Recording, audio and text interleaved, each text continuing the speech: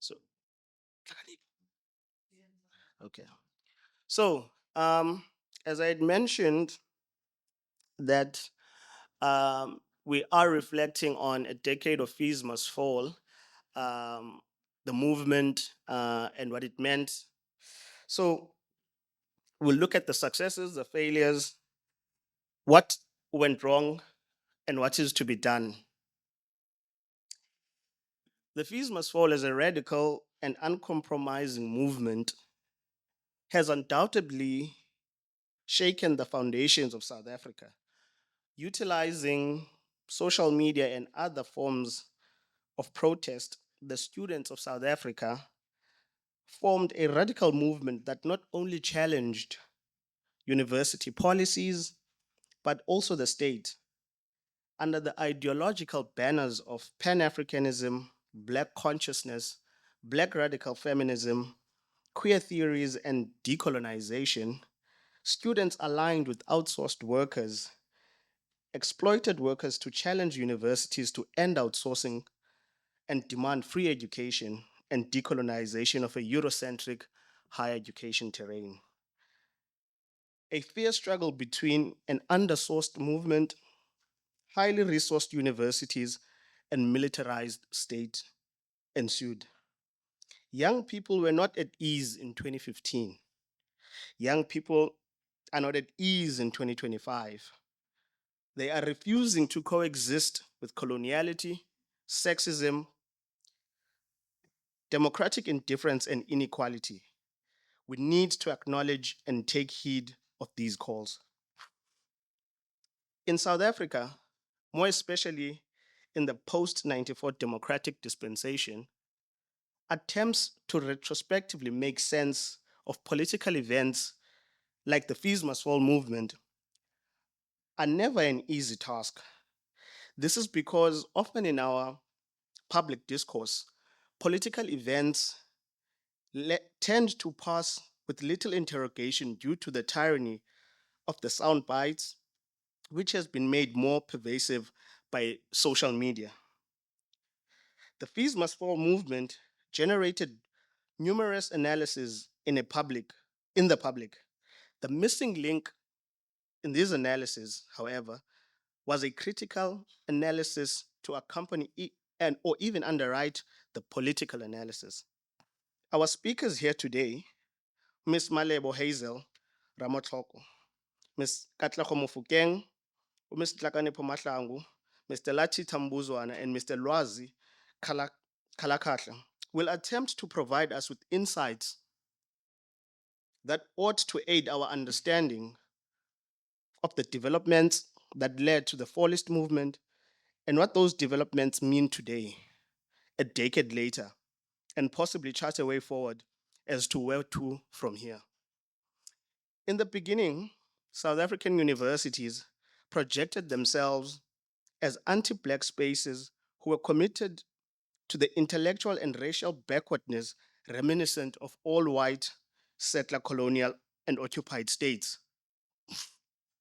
These institutions had those institutions who had positioned themselves as liberal or progressive, despite their well intentions and problematic concerns for African people, continued to perpetuate the same structural and institutional violence that dehumanized Black bodies. What they had in common was their constant relegation of Black bodies to a state of non being, a perverted reasoning, white reasoning, or irrationality which sought to prove to the wide world that Blacks, a collective devoid of rationality and reason, existed outside the purview of humanity. These institutions, extending their rejection of Blackness, both as discourse and bodies, exercise not only public bodies but public knowledge and ways to transmit this knowledge. Black modes of cognizing brought about the erasure of the lived experiences of Blacks. This was the normal of the day, and this continues to be the normal today. 10 years later, after Fees Must Fall, what is to be done?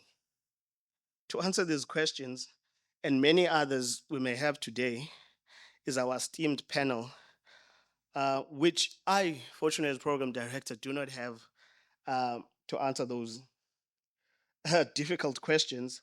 We do have, we do indeed have those who are destined to do that. So here how it's going to work. I'll allow the panelists to give, their opening remarks, and once we get a general sense of the conversation, they'll then give their inputs, and then we'll open it up for a couple of rounds of Q&A. So please do not be afraid. I see that there are also school learners here. First and foremost, a big congratulations to you and round of applause for being here in this conversation.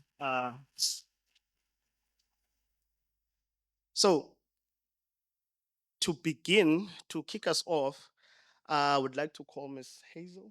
Is she in it?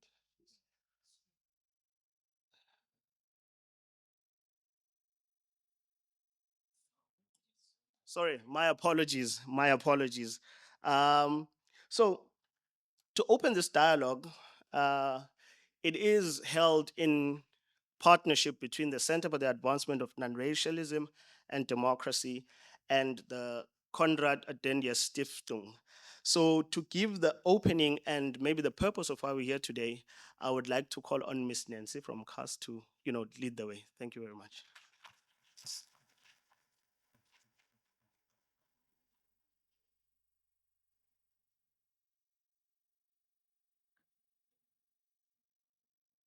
Good evening, ladies and gentlemen. Molweni. Okay. Uh, I welcome you on behalf of Konrad Adenauer Foundation. So I don't know if many of you know about us. So we promote democracy, good governance, and the rule of law. We also give scholarships to master students in humanities, which is combined with an internship at the South African Institute of International Affairs. We also have a parliamentary research program where interns are assigned to political parties in parliament. Please check our social media pages for more information. We are honored to partner with Canrad today on this important topic of student protests. The challenges of the higher education sector need urgent and sustainable interventions. It is not something that will go away anytime soon. We have witnessed numerous protests at institutions of higher learning. Sadly, sometimes the protests turn violent, leading to injuries and loss of life. How did we get here? When did our educational institutions become places of bloodshed and pain? We can quantify the number of the injured and those who lost their lives. However, it is difficult to quantify the students who suffer from mental health issues because of the trauma they've experienced during the protest.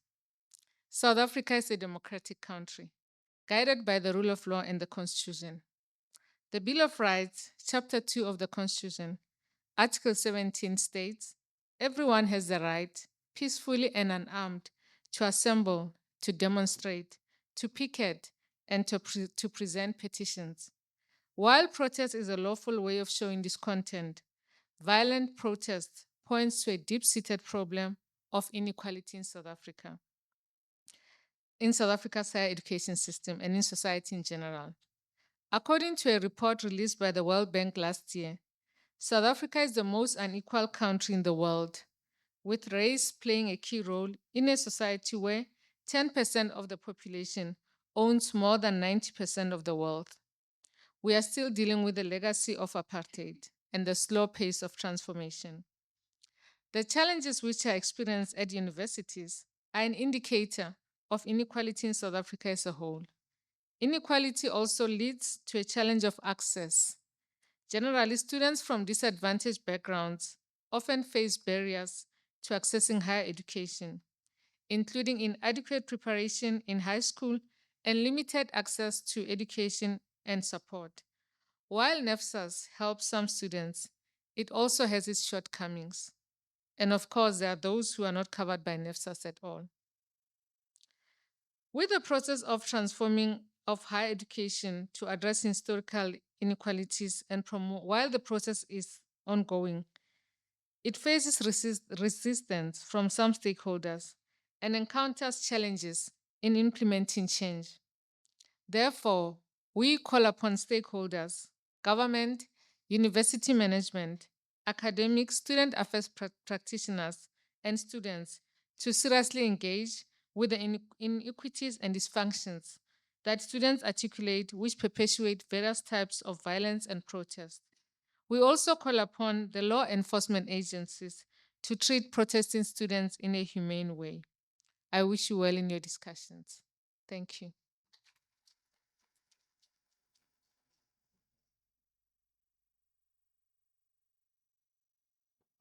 Thank you for those wonderful remarks. I think we the tone has been set for quite a very lively, very fruitful discussion. So, without any further ado, I would like to call on to our first speaker of the day, who is none other than the SRC president at Mandela University, Mr. Lati Tambuzwana.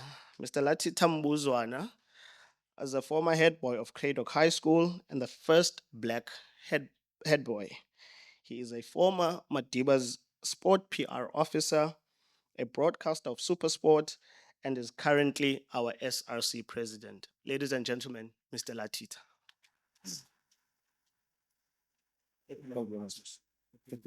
Sure. All right. Thank you very much, Program Director. Guilty as charged. My name is Latita Ilanga Kambuzwad. Good afternoon, esteemed colleagues, fellow panelists, students, and guests. It is both an honor and a responsibility to reflect on the legacy and significance and the ongoing impact of student protests within South Africa's higher education landscape. Student protest is neither a new phenomenon nor an isolated one. It is part of the larger struggle of dignity, transformation, access, and justice in our society. We must reflect that from the 1976 Soweto uprising to the Fees Must Fall movements in 2015 2016, students have consistently positioned themselves at the front lines of the university structures, but also at the broader political economy that governs access, equity, and the purpose for education in the post apartheid South Africa. Today, I want to reflect on this protest, past and present, and offer a perspective on where we go from here. I'll be engaging on a few points, which is I'll give a historical context, one, two, the fees must fall and the demand for access, a reflection which is going to speak upon the gains, the gaps, and the governance, and lastly, the way forward from what we are going to achieve from today. So the historical context speaks about we need to understand that contemporary student protest, one must revisit the historical roots. During apartheid, access to higher education was racially segregated and systematically designed to limit intellectual development for Black South Africans. The apartheid regime viewed education as a tool for control, but not for liberation. Institutions like the University of Fort Hare, which once served as the cradle for Black intellectualism, were heavily monitored and restructured under the apartheid government Bantu education policy. The 1976 Soweto uprising, although largely centered on school education, demonstrated the Catholic role for students in national politics. Black university students, many of whom were members of the South African Students Organization, laid down the ideology and strategic foundations for future resistance movements. These protests were not only about books and classrooms, but all about the soul for the country. Following the unburning of liberation movements and the dawn in the democracy in 1994, there was widespread optimism that the higher education system would transform rapidly. However, structural inequalities, racial hierarchies, and underfunding remained pervasive and leading to renewed cycles of student unrest. We can't speak about student protests and not reflect on the issue of fees must fall. The 2015 and 2016 Fees Must Fall movement represented a seismic moment in the post-apartheid student struggle. It was merely a cry against rising tuition fees, and it was a revolt against the illusion of transformation. The protests exposed the contradictions of a democratic South Africa that promised access to all, yet continued to marginalize the majority of its population through unaffordable education, exclusionary institution cultures, and an unhierarchy of governance systems.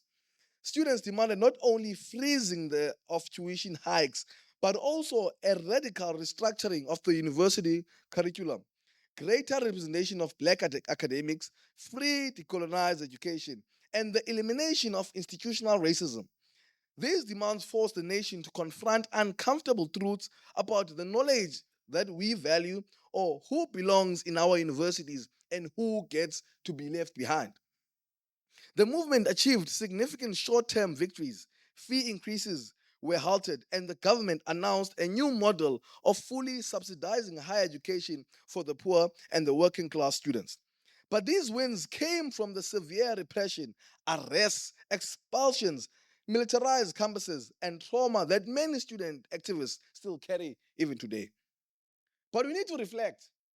And when we reflect, we must be able to speak upon the gains, the gaps, and the current governance that we have in all institutions of higher learning. Today, we must critically ask, how far have we come and at what cost? On the other hand, we've seen greater discourse around decolonization of education, increased public funding for NSFAS, and more scrutiny over university leadership and culture. On the other hand, the structural issues persist. Universities remain underfunded relative to the scale of their responsibilities. Students still face housing crises, food insecurity, and administrative barriers that perpetuate to exclusion. We're also witnessing the increasing hostility towards student activism. Protests are often criminalized rather than engaged with constructively. Furthermore, the institutional response to protest often reveals a disconnect between university leadership and student communities. Governance structures remain hierarchical and slow to change and resistant to democratization. We're here today. Where to from here? And that's a question that we must respond, because from protest, we must be able to align ourselves with policy and practice. While protest has always been essential in advancing student interest, we now need to institutionalize change so that the future generations do not have to fight for the same battles. This means transforming both the form and the content of our higher education system. And what I'm going to offer today is the 5 key perspectives. 1, the institutional culture that must transform. 2, the governance that must be inclusive. 3, protests that must be protected.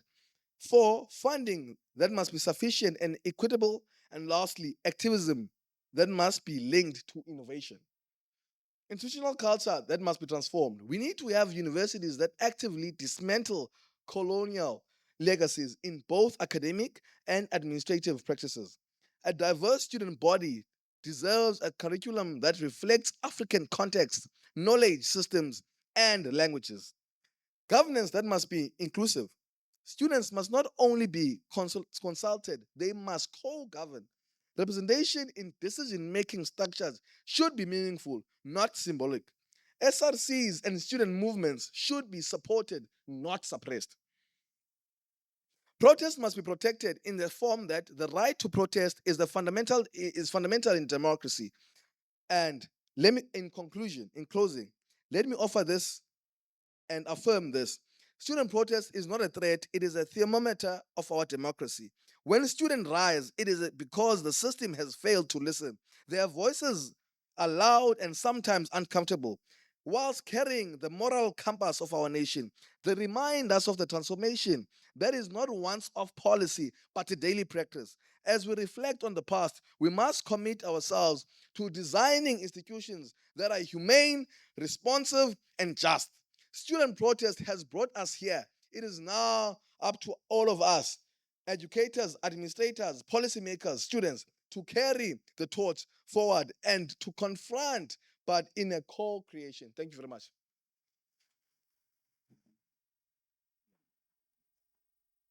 to humanize the institutions. I think, Comrade President, you've set the tone, and how we then proceed. I like how you problematize, how the institutions and institutional systems, stagnate, student activism, and how some of the reasons why we are still here today. So many thanks for that, Mr. President. Up next, to broaden our understanding on this discussion, I would like to call on Mr. Bandile Nyandin. I was born. Say again.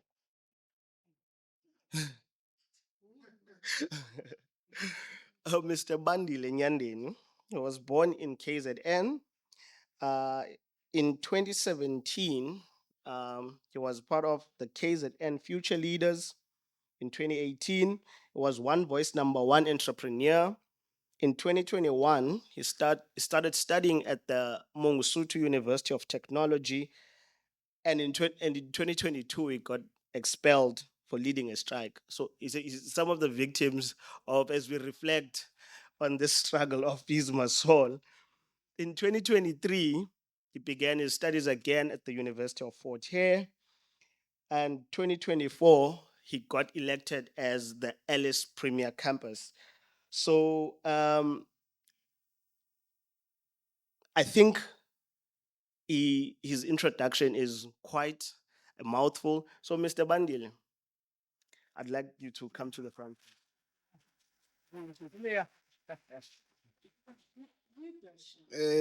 Greetings and all protocol observed. Njengoba sekushiwo igama lami ngubandile. I know that it's supposed to be president of the UFH who's supposed to be here, but there is a crisis that he's currently dealing with, so I'll be representing in his absentia.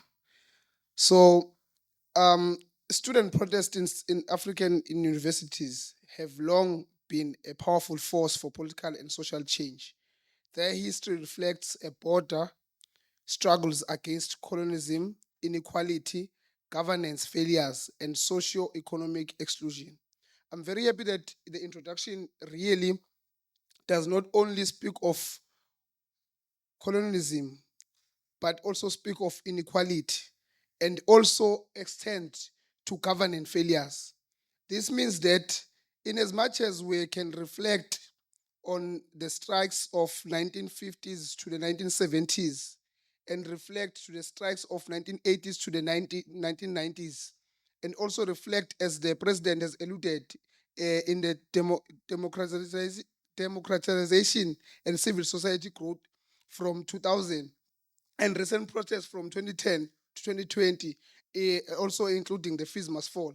I will not reflect more of the history, but to reflect that at some point as society, there comes a time where you discuss amongst yourself that it is too much. We can't breathe. Because it does not start as to say, no, there's a problem with load shedding, now let's strike. It does not start like that.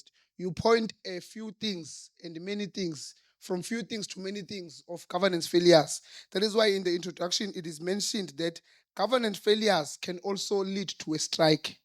Not only saying that we are suppressed, but only saying that the system that the current government is using is not giving us prosperity. To reflect, when the government took over in 1994, we were promised free education. It was prolonged. Fees must fall, arised. You remember when they announced, they said, now the borders of education are open to everyone. Fast forward, then they now explain that NSFAS is for only those who are in the cap. What are they doing? They are now limiting the numbers because there's no longer a strike. Then fast forward, then you go, then they will tell you that there's going to be introduction of NSFAS loans. What are they doing? They're limiting the numbers. So all those things, in the struggle, there is a call for the struggle will be fought. But then there is a new generation that must come amongst ourselves, that must carry on that fight. Because if you were fighting a system a system does not end. You will fight the system will open for you, and when you are inside, it will try to manage you. Currently, as I'm standing here, we have crises in universities. Students are unfunded, and they are not being given a reason why they are unfunded. But yet, we always speak of fees must fall. We are proud as the new generation. But the question that we must ask ourselves is, what is our generation mission as this youth? As the youth that is currently in charge now, what is our generation mission? You know that there are leaders who fought for the freedom. There are leaders that fought for fees must fall. But what is our generation mission? Because if we do not find it, institutions such as NSFAS will continue collapsing. As activism or as activists, we have fought many fights with NSFAS in the terms of the systems, telling us about pilot of housing, where they tell you that NSFAS will pay directly to the landlords, and it's only the landlords that will allocate you as students. Those things were giving us problems when our black students coming from their homes, coming to look for coming to look for space in the universities. They don't have a place to stay because landlords will only open their doors once NSFAS pays. All those things are giving us problems. We had problems where they are telling us about direct payment to students, while then there's a third part where you get that the companies that are supposed to be paying allowances for students do not even belong to South Africa. You don't even know their offices. So all those things, they are about what we are here today to discuss. And I do want to say it here that the problem also starts with policies. The SRC, the people who are supposed to represent you, they are in the hands of the management, the very same management that they must challenge. Why I'm saying this thing? The student governance is supposed to be an independent body. That is what it is stipulated in the DATT, that we are supposed to be independent. Then this means that we need to operate outside the university borders. Why? Because we need to have guts to challenge the university. If ever we're still under the universities, then this means that we can be fired, we can be expelled at any point in time whenever we challenge the universities. So I'm here to be proud that there was a South conference that was sitting, and it is in our generation mission to change the policies of the HET in terms of the statute of the SRC, to say that the SRC must be governed under the DHET, not under universities, so that we as the SRC can stand as a united body, as an independent body, so that we can have guts to challenge the universities. Otherwise, we will not be able to challenge the universities because we know that they have systems. So we are even scared to lead strikes on campuses. Why? Because once you start calling a mass meeting, they send you a letter and tell you that if ever that mass meeting that you are calling will call students to go to main gate and voice out their concerns, you will be expelled. We're even scared to even voice out our voices to the management through statements. Why? Because we are being threatened by the very same system. So a call is upon us to say to ourselves, what is our generation mission? And what are we then going to do moving forward? Because we can see that NSFAS is continuing, decreasing the numbers of students that they are funding. This means that it's just an illusion that there's a free education in South Africa. It's just an illusion that when you come from poor black marginalized communities, you will be able to go to universities and learn. Universities, even today, exclude our students because they are not financially stable. But yet, they open applications and 250 students will apply while they know that they have 3,000 spaces. Where does Road 120 go? University of Fort Hare will make 52 million in applications, and you will go there and go do a walk-in. 3,000 students will be taken. Then they don't give back that money that they got from the applications fee to say, those second years, those third years that will now be financially excluded, we are going to fund them. Those are the topics that we must engage with each other as the youth to say, what then do we do? What is our generation mission? Thank you very much.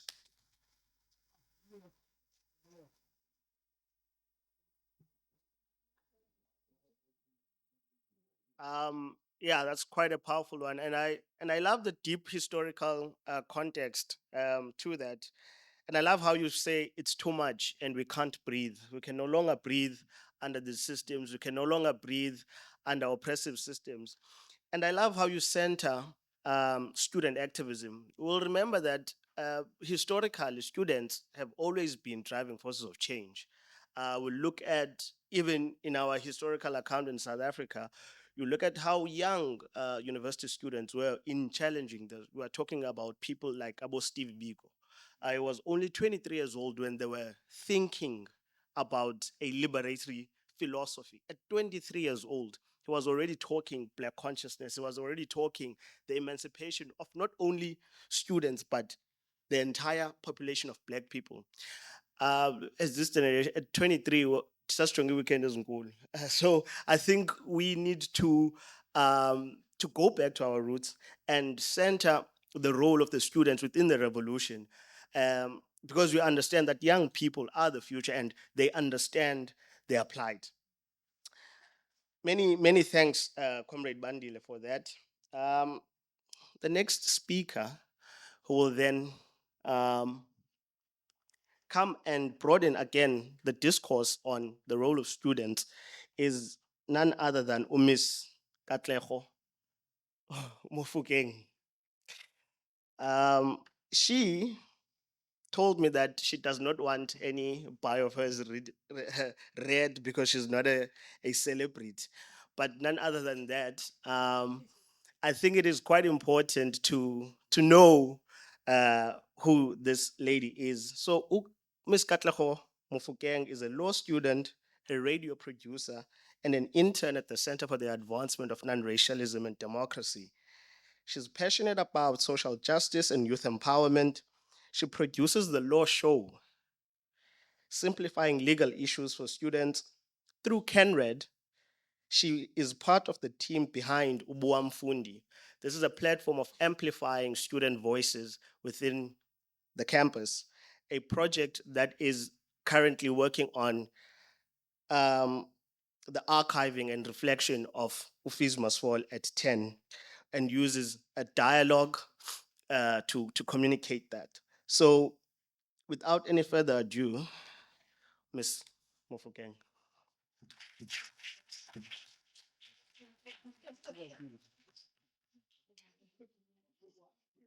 Molweni, ninjani. I love that. I love the fact that you know that I'm going to come here and start greeting you and ask you a bunch of questions. So the fact that we're dialoguing already makes me feel way better. My colleagues have done a splendid job. They've taken you through the must fall movement, they've explained our current problems.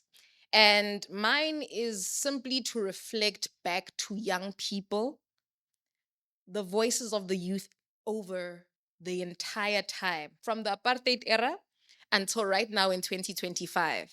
How have the youth shown up? How have they protested? And how have they resisted systems of oppression? That's my job. Everybody else has their own other things, and you see they do it really well. Now, South African students have a proud tradition of activism and resistance. From the streets of Soweto in 1976 to modern hashtags like Fees Must Fall and Justice for Kwekwe, young people have repeatedly stood up against injustice. Resistance means more than protest marches, it is a commitment to challenging oppression wherever it appears.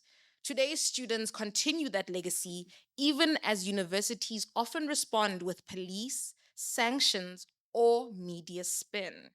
Now, we'll be tracing key student movements from apartheid through 2025, highlighting alternative forms of activism and discussing what these struggles teach us about resistance in modern day South Africa.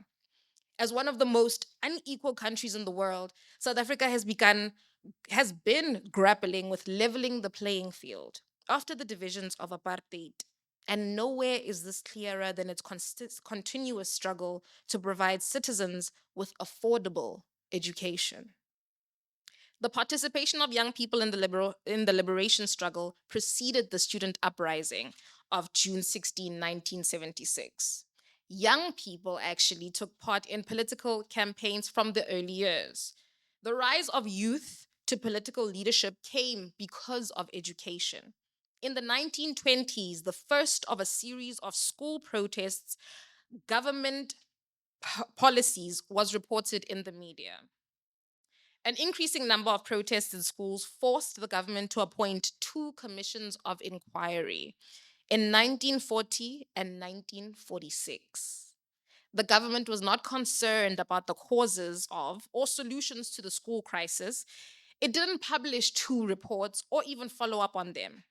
On the other hand, it was concerned that the current education system was too liberal and producing Black radicals. The importance of your content in any school, understanding your history, how far back it goes, and how it impacts your future is very important. It is also why I am saying that student protests didn't just start in 1976. They didn't spark from that outrage alone. In the 20s, the 30s, the 40s, and 50s, students were protesting. Though in sometimes it wasn't highly publicized, they were still standing up against a system that was set to oppress them, and they spoke out. And the response by government, especially from 1948, with the National Party winning general elections, was to legislate their oppression. In their laws, they used different types of statutes to oppress Black people and Black students. Black bodies are always being monitored. This happens even now, post apartheid, in democratic South Africa. The loss of life is something that we as a people are too familiar with. And the leaders that are meant to be protecting us are not. Now, the intention of the government having appointed a commission of inquiry in 1948 after the National Party won was to free whites of the financial responsibility of educating Black people. The government's proposal was that Black people should bear the financial responsibility of Black education. In 1953, government passed the Bantu Education Act, which transferred Black education to the Department of Native Affairs and fixed the government's financial contribution at the sum of only 13 million rand. Any amount above this figure would have to come from Black people. Now, you will understand that in apartheid, Black bodies were used for labor. They still are. Preach. So, Black bodies were used for labor to further the agenda of a capitalistic system, and they still are. And even then, these people had to use whatever little they had to educate their children. And the only way to do that was to go to schools that only offered or even were in line with the Bantu Education Act. You have to understand the fact that this Education Act was to teach Black people to be subservient to white people, to the colonizers. And it disproportionately affected us, and it still continues to. We see that in every single year. Did you know that on many doors in our public buildings right here at NMU, there is an interdict plastered on the doors? This is to tell students that if you do decide to protest, you will be arrested. This lets you know from jump that there is quite a harsh response to dissenting voices. If we at the school decide to say that NSFAS policies are unfair and they do not cater to all of the students they set out to, it doesn't matter because you will be arrested. Because there are letters out there of authority telling you that protesting is not an option. And so then we ask ourselves, What are the other means of resistance that we can use against a system that is continuously changing? This is a system that will shut down the entire university if there's a protest outside, and they'll move them to online. Online, you are not allowed to use your mic, and the comment section is closed. Why? To make sure that learning and teaching still continues. But how does someone learn anything? How are they taught anything when they have nowhere to sleep? How can you focus in class when your stomach is grumbling? How is it possible for us to lead these successful lives that they want us to lead when unemployment sits at really high numbers? All of these questions are posed to us, and this dialogue allows us to be taking part in that. But understanding our history, understanding that the youth have been central in all of these struggles against an oppressive system, and more than anything, at the heart of every youth's fight has been education, access to education, and the quality of education given. I have been Katlego Mofokeng. Thank you.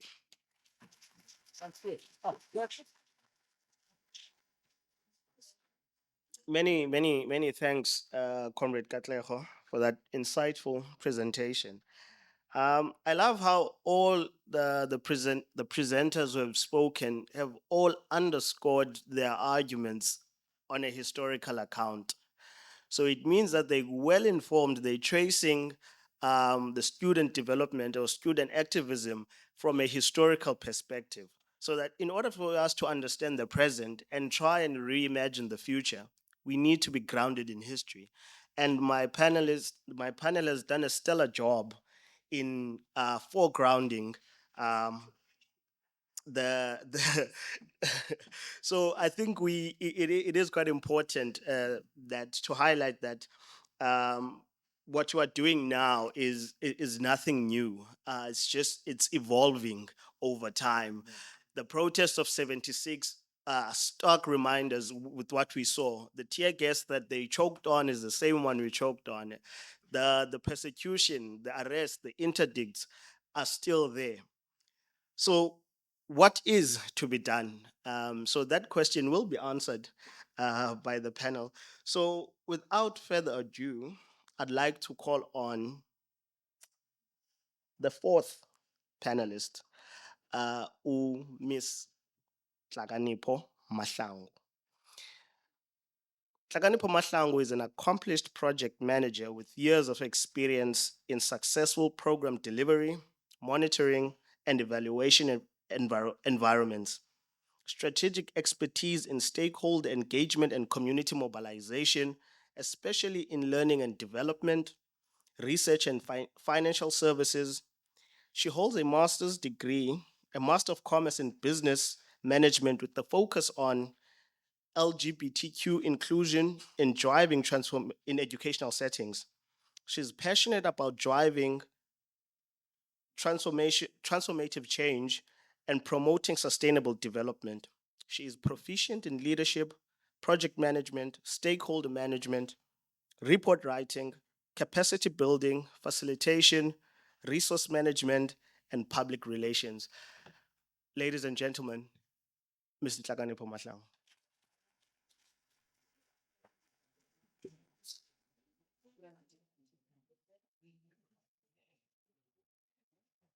Molweni bethuna.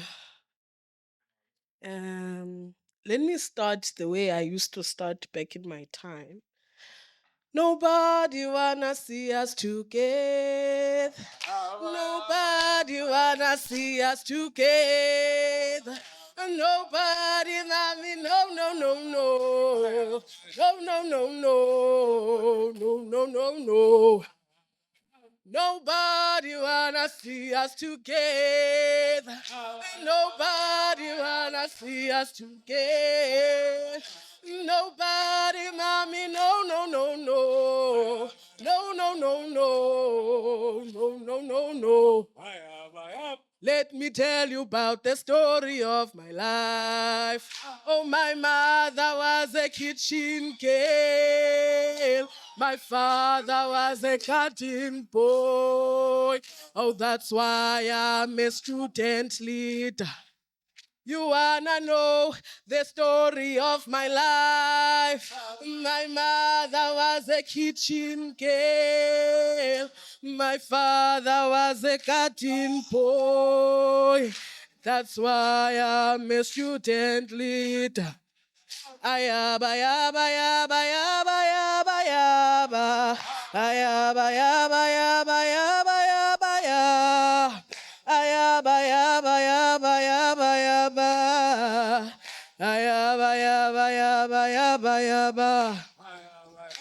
Ah, Ananka. Hey, I debated as I stood up thinking to do what I have just done. But I remembered that the ethos of Fees Must Fall is one of disruption. So at times you must disrupt a space, you must shape the space to be what you need it to be. Now ndisokoliswa laptop. So just give me a moment ndifake nje i-password. Molweni bethuna. My name is Kakanipho Mahlangu. I am an academic program convener for the Faculty of Commerce and Law at EDUVOS. I have to say that they are the organization that has given me the visa to be here today. So I have to acknowledge them. This is a strange conversation, especially for me. I said to Mr. S when I saw the post and that, hey, Mr. S, undenza golden old ngoku. Phakathi kwezi-student leaders zangoku zanamhlanje. To those of you who don't know, I was the SRC president at Rhodes University in 2018. So I stand here not only as someone who still works with students, but as a former student leader who was there during the time of Fees Must Fall. I started my university journey. I thought I was wise, colleagues. When we were picking universities, my mom and I, we said, no, let's avoid Forte. They are always protesting. Let's avoid Wosu and Nelson Mandela. They are always protesting. Let's go to Rhodes because nothing ever happens at Rhodes. And lo and behold, on my first year, kanti sana ndimorongo. And so I stand here, and it's interesting to listen to the student leaders speak and to hear that the issues that we faced are still the same. Nothing has changed. And so it's difficult as well as a student leader, who was a leader at the time of Fees Must Fall, to think about and try and quantify exactly what are our wins. What did we win now, guys? Did we really help you guys? Or did we just compromise our DPs for nothing? And at some point, it starts to feel like that, right? The issues, colleagues, they are exactly the same. Nothing has changed. What Fees Must Fall was in 2015, before I go into that, I want to recognize how incredible what Canrad has and CAS have done today in assembling this room. Because historically, the institutions that sit before us in the way that Fees Must Fall is archived and spoken about, these are the institutions that are the least spoken about. In 2016, when Forte had been protesting for about 6 weeks, the media only started reporting about the resurgence of Fees Must Fall protests when WITS and UCT and Rhodes started protesting. And so these are the things that, in the way that we think about the moment that was Fees Must Fall, need to factor into our minds. How do we remember this moment? And we need to question the way that history is being written and demand that we write ourselves into that history. So thank you very much for this conversation. At its core, I think Fees Must Fall for me was a call that young Black students must be able to exist within university spaces with dignity. The questions we were asking in Fees Must Fall affect the extent to which a young Black child is able to experience education in a dignified way. See, when you know your students as an institution, you have to be able to prepare for them. And so, why were we still continuing as universities to prepare for students as though we are still dealing with the quintessential middle class student who has all of the funds and all of the means in the world to fund this experience, right?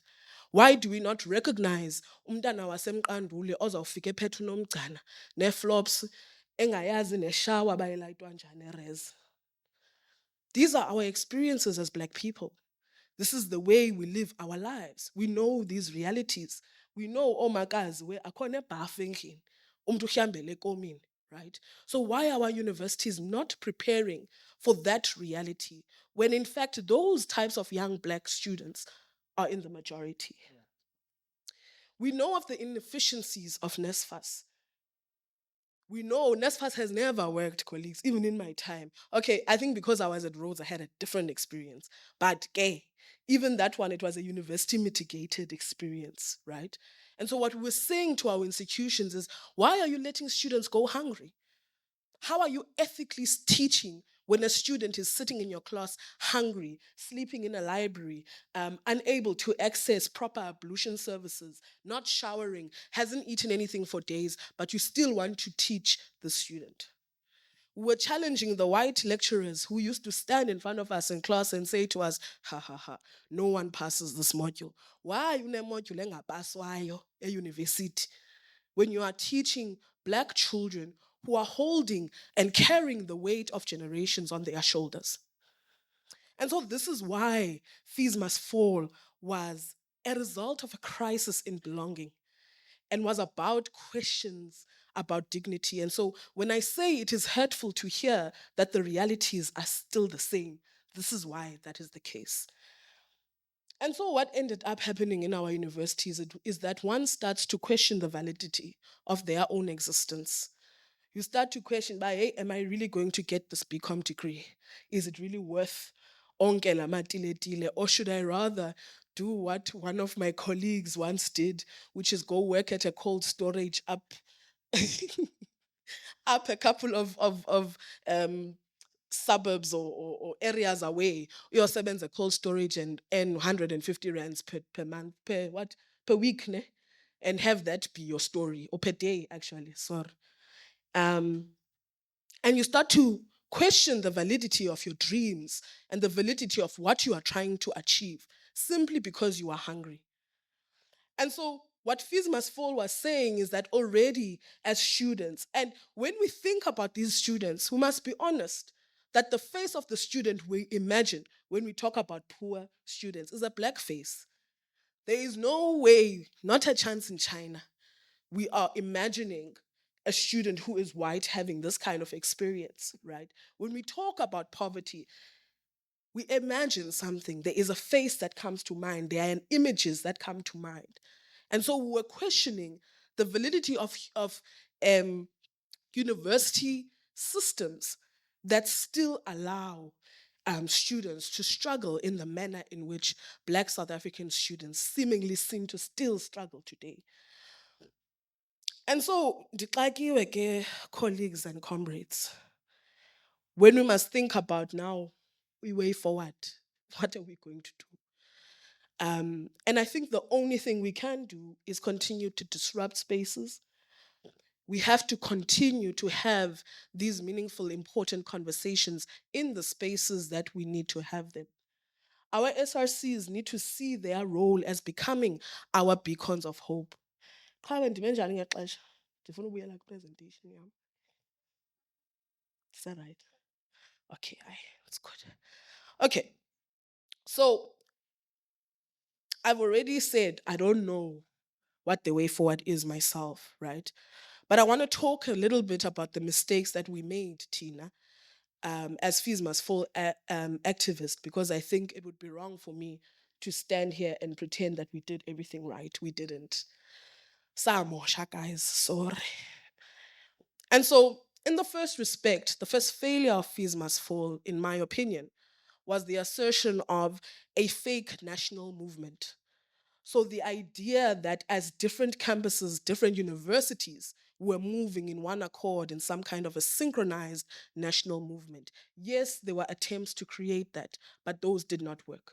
What ended up happening is that the voices of those in those universities that could get the right amount of media coverage and attention became the voices of Fees Must Fall, right? And that's what happened. That's the legacy of Fees Must Fall. And that's what, when we write the history of Fees Must Fall, we must be honest about and we must write about.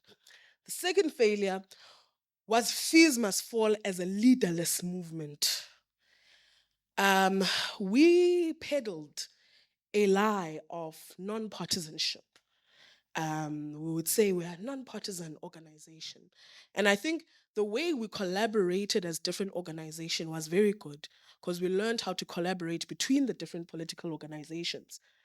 But I think what that created then was a crisis of accountabilities because we're not just collaborating as different political organizations, we're also collaborating with individuals.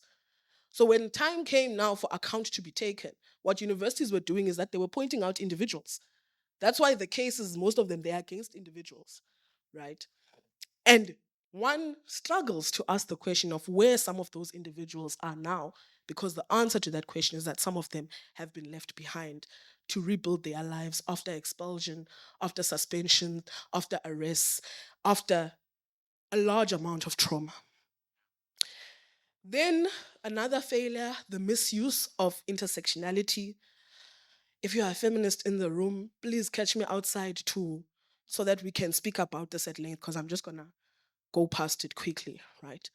And what this was we were trying in the way that we were running our spaces to recognize different bodies, to recognize different oppressions, which was fantastic.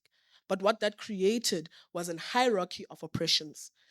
And so when someone would speak, another person would say, no, but I'm on NSFAS. Another one would say, no, but I'm a black queer woman on NSFAS. So who's more oppressed?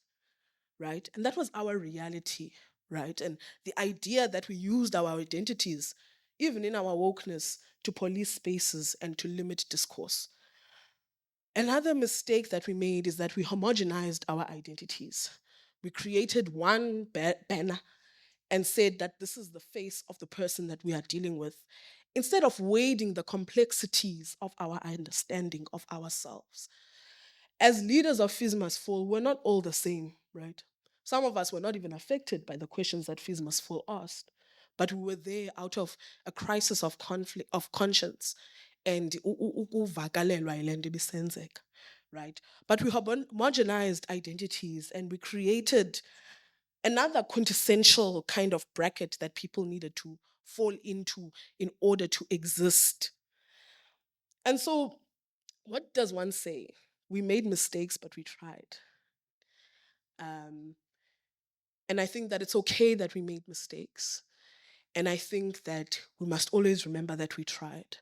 And so, as student leaders who are still grappling with these issues, please always remember to try. Try for your students. Do not stop. Do not be afraid. Just do what you have to do for your students. When you lose your heart for your students, bale resignation letter, uphume uthele omnye umuntu who has a heart for their students.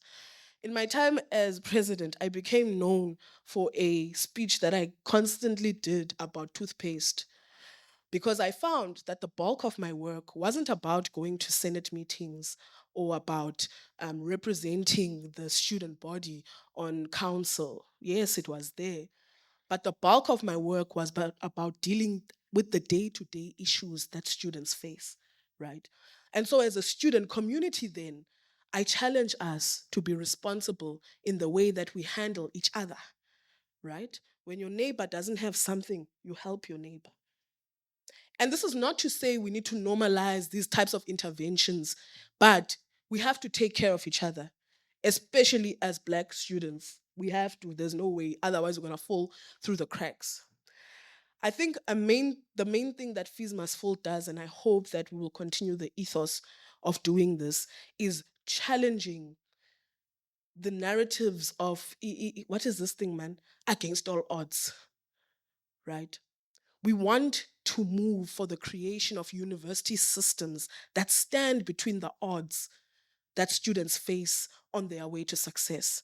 and not say students must succeed above and beyond and against all odds. No, right? Yeah, that's all I have for now. Thank you.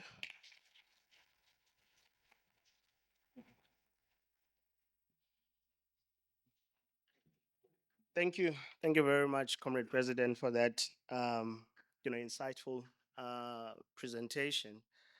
A when we were in the space as follists, because I'm part of that generation, we used to always lament how the political elite failed us. Mandela was sellout, the ANC sold out, and all of that. And uh, and I once had a conversation with my professor, who was a history professor, Professor Nomalanga Mkhize, and she said that you must always look at the context in which everything happens. She told me now. She said, like, look at you now at masters, and there's still no free education. And she said that what if a student comes in 5 years from now?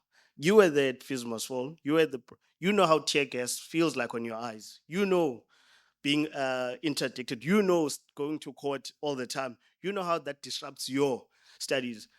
A child comes in 2025 and tells you that was all for nothing. You sold out. So I think as we reflect on these things, we also understand in which the context in which all of these things happened. And as we analyze and try to chart a way forward and asking the question, where to from here, 10 years later, we need to bear those in mind. With those words, and without any further ado, our final panelist is here, Miss Malebo Hazel Rat- Ratokolo. Did I say it right? Thank you. She's a student activist, a paralegal for a non-profit civil organization. She's a civil servant. She's an aspiring media person. She's a writer.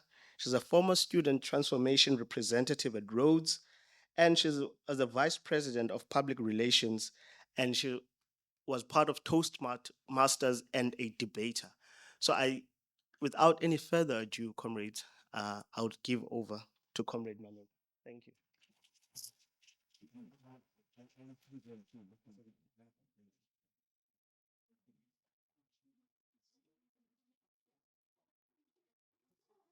Molweni, Thobela dumelang, le tla ntshwarela. Some of us, we are from Limpopo. Our Xhosa is very, very limited, hey? But as black people, you walk into a room, you must greet. Akuna kungena nje. Yeah, re ya kae? Hey, greet first. So ke re Thobela, nna ke nna Malebo Hazelly Nokwara Thokodo. Ke moitsweng wa utlwa ga Manthata. Re itheta re re re ba tshwene, ba hananwa.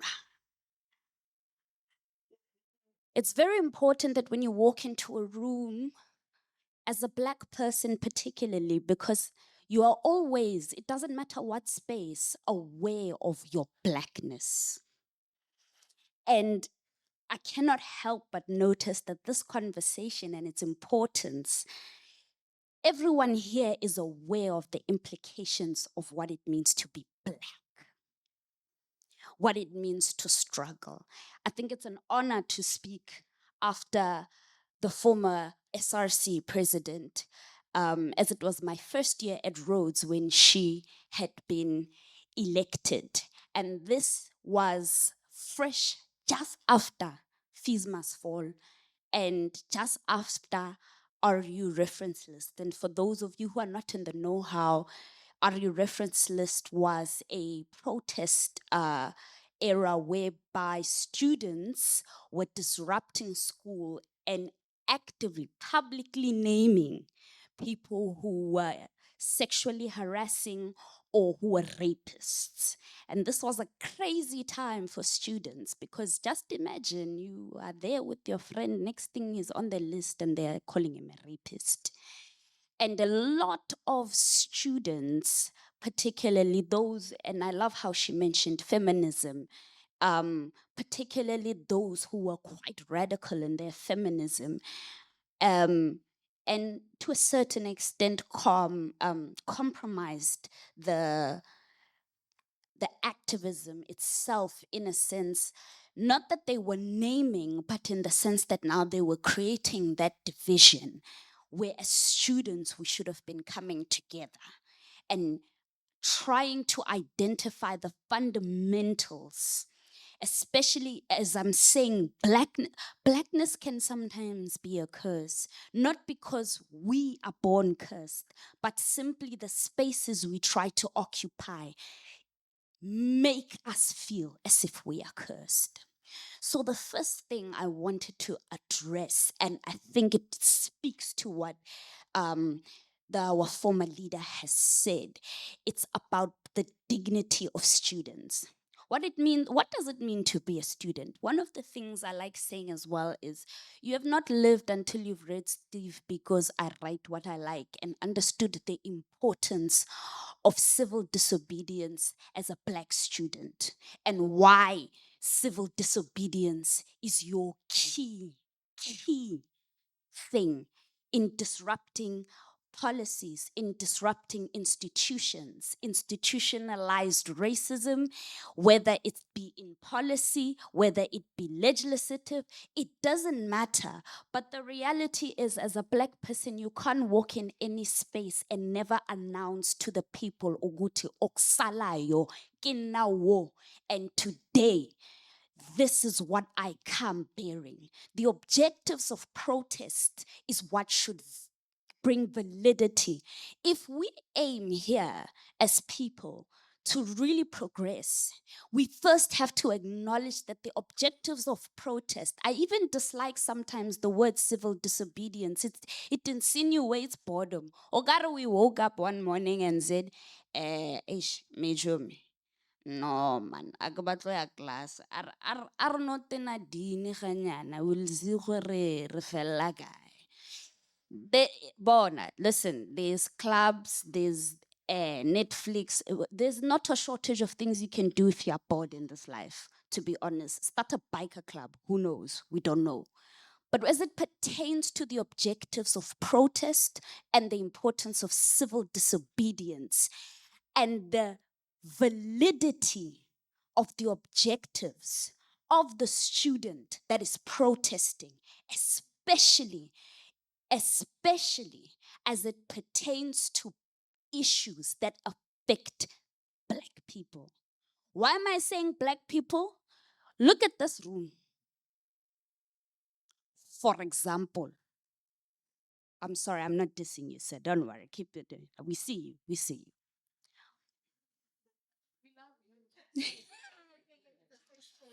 It's a safe space, don't worry. We are not attacking you personally. Look at this room. How many of you have gone home without food? How many of you came to school and that was the first time you had to interact with Microsoft? How many of you come from a place hearing it's fine. Here I am standing in front of you, and just this week, I've had to make decisions that only a person who's given birth should be making decisions. I've had to ask my nephew, "Ngwanako gae? Le diang ko sekolong?" Only to hear him tell me, "Bonna, 3 months e ka fela re sa bone maths." A maths teacher, 3 months. Gutiwa free education. Before we even get to higher education, now I'm crying on behalf of those people. Gutiwa early developer ECDs are essential in shaping our children's future in technology. Sorry, let me just open this because I was referring to the specific in technology, in play-based activities, in parental involvement. Iyakasi, and show me where you see that. Iyakasi. And I say Kasi specifically because it's not black people that created Kasi, ne? Don't forget the legacy of apartheid. You must never, because we are too quick in conversations about amnesty and moving forward and transformation. There is a legacy that was left. That's why when I introduce myself, I want you to know where I'm from. I want you to understand the implications of that. Because who I'm speaking on behalf of, yes, myself, my father was a poor man. Poor man. Brilliant artist. Well spoken. If he came into this room, some people would be like, so, what did you go to school for? That man got his matric at 33 years of age. Matric. Matric. 33 years of age. His wisdom stays with me for one reason and one reason only. Apart from the fact that it drives me to continuously fight for people, he had to fight for himself. He had to fight for, and he got lucky. I want to remind you, yes, I went to a private school. Yes, I had the fortune of growing in a middle C class. But when I became an activist and a writer and aware that my blackness matters in spaces, I had to put that aside because in the face of everything else, they look at you with such eyes. And when you are leading, when you are leading anything at all in your advocacy and your activism, the majority of people that show up are black. We are listen, the statistics speak for themselves. We are the most unequal country in the world. That is not normal. And the fact that we are okay with it is not fine with me. As it pertains to today, a way forward, recognizing, as the previous speaker has said, the dignity of students. It's also in re-looking at how we position ourselves. It's very disheartening that an SRC person is elected by students. Students vote. Ke bona ba beyang ya re batla this one is not make sure, whatever the situation is, and yet it's the institution that gets to decide whether or not the issues they bring, given that they are representatives of students, it's the institution itself that gets to decide the validity of what they're saying. And if those objectives somehow, well, it is what it is, or no, that's why NSFAS, I'm not even going to talk about NSFAS because at this point, NSFAS is like a money laundering scheme that's shy. We don't really know what's going on. There's another man of another man. It's ineffective. It's not help. To what extent has it helped the people that I'm standing on behalf of? We are also not sure. The statistics, we are also not sure. At the end of the day, return the dignity to the students. The objectives of protest should always be marked as valid, and a student representative should not have to question their academic career. They should not have to be worried, should I prioritize my academic career by selling out, or should I stand on my word and end up probably in jail? That is an important thing. Another aspect, when it comes to media, it seems I don't know. You know, guys, unfortunately, Elon ruined Twitter for us, but we forget the court of public opinion is stronger than any media campaign. And any media campaign against any media campaign or journalist that can stand before us. We are not aware of the tools that we have at hand because we forget. or because we do not associate our blackness with excellence. Why? You are here today. You know the circumstances that have held you back, and you are questioning, when and how am I going to sort this out? My answer to you is, when it comes to discourse, sit at the table and take up space. And make sure when you leave, people understand very well where you stand. Mistakes will be had. And unfortunately, as an activist, there will be days where you grow tired and you say, Mara, is this worth it? My answer to you is, until. There are those of us who are called, but very few are chosen. And amongst those who are chosen, stand on the side that represents your people, your interests, and your dignity.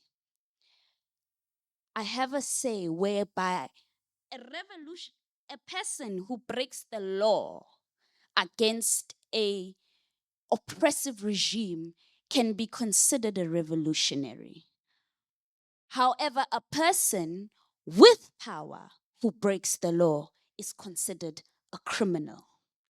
Maybe it's time that we move not just from an institutional level, maybe it's time to go approach the constitutional courts and the judiciary and ask them, you say you are protecting the interests of South Africans. Now I see all black people. How many of their interests have been protected? Hands up. If you cannot find an answer to that, then it's time for a different conversation. And with that, I thank you.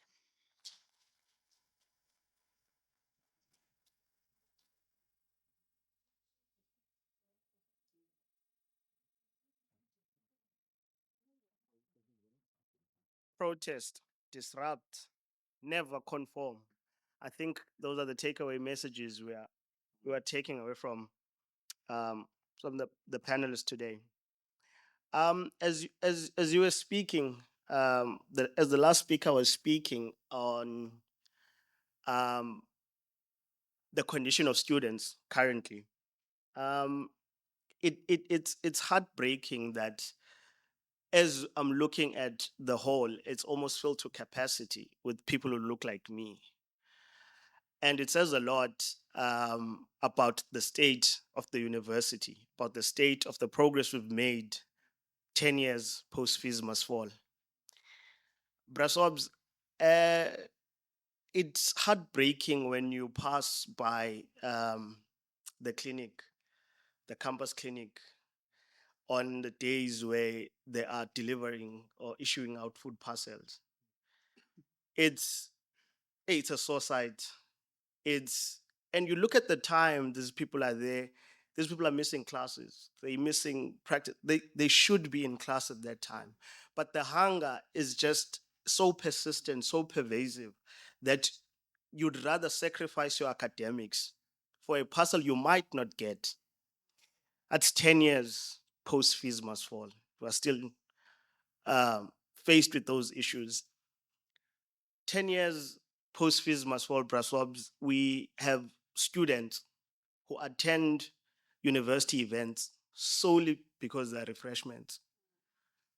We attend, we check on memo where, what's happening, where will there be refreshments. Student hunger is a real issue. Post Fees Must Fall. And as far as students are complaining that it does not cover the whole month, and that these people are expected to be in class, they're expected to attend practicals, they're expected to, submit assignments on time, they're expected to do all of these things, and yet this all of this is not taken into consideration. 10 years post Fees Must Fall. You still have to go and apply for concessions. You still have to parade how poor you are. You still have to go and make all of these submissions. Oh, so only that our only sin is being black and wanting an education. Where to from now? it pains me that our white counterparts aren't here because they don't relate to that. 31 years into democracy, when the floods of higher education are opened, and as the sole access to change the situations from where we come from, but we find all these hurdles. So it's not surprising, Prof. Ngomezulu, when students graduate and they cross that stage because they know the hardships they went through. They know how difficult it was to make it. You know, they know how that even though I'm graduating, I have a debt of this much, which I don't know where the money will get from. We are here 10 years later. We have the governing party who would always boast about how it opened access to the black majority. But what's access? What's just accessing a university without the quality that entails that? Many students were cleared for residences way in April, in May, only to find a residence. And this person is expected to attend all of these things 10 years post fees must fall. So these are some of the questions I want us to think on, I want us to ponder on as we are going to get into a discussion. And I, I specifically want to encourage the young learners to, to participate in this conversation because you might think it's far-fetched from you. It's very likely that when you are here, you'd still be experiencing the same issues. But God forbid it doesn't have, because the system was not built with us in mind. And it's hell bent on making sure that we feel as outsiders. It's hell bent of reminding us that we do not belong. And it's always this resilience, this black resilience, this fighting against all odds that you are able, to make it to where we are, some of us. So as we think around 10 years post must fall, what does it mean? What is to be done? Um, I see that we are, on time. So I would like, given those preliminary remarks, I want us to engage on a couple of the issues that we've touched on um, with my panelists.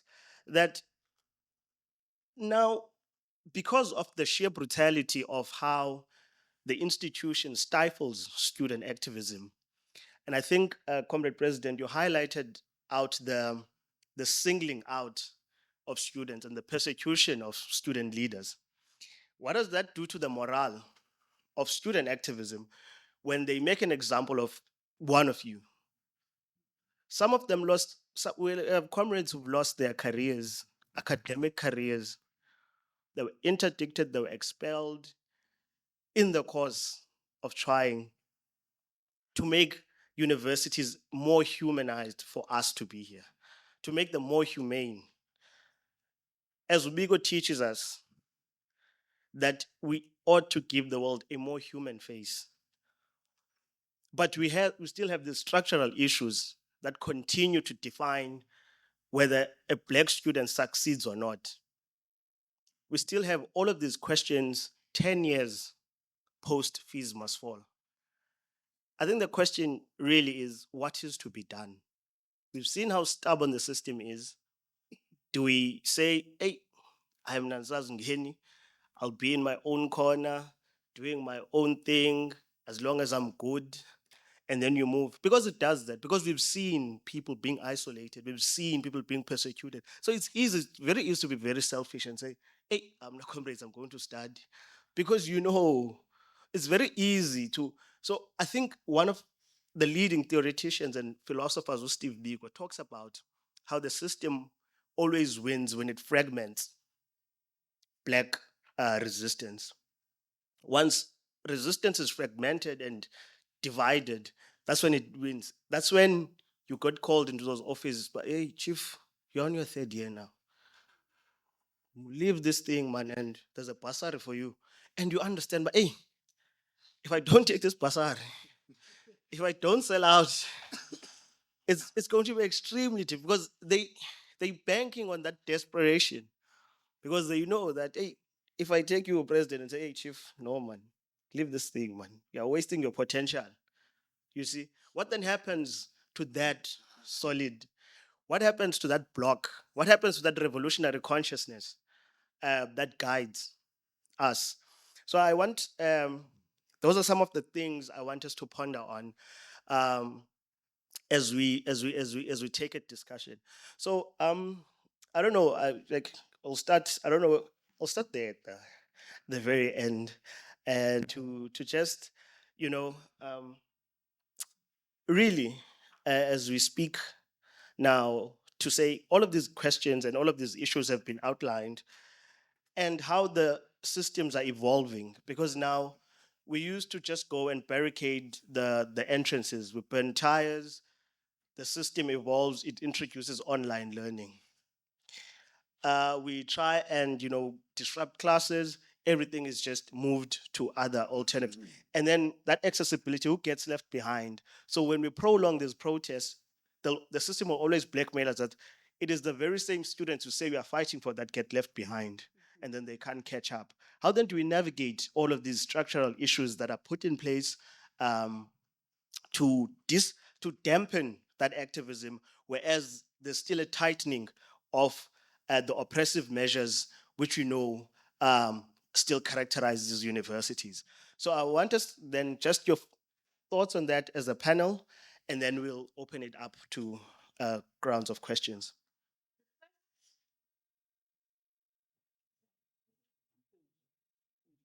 Hello? Hello? Oh, there we go. The first thing that needs to occur. Am I being heard?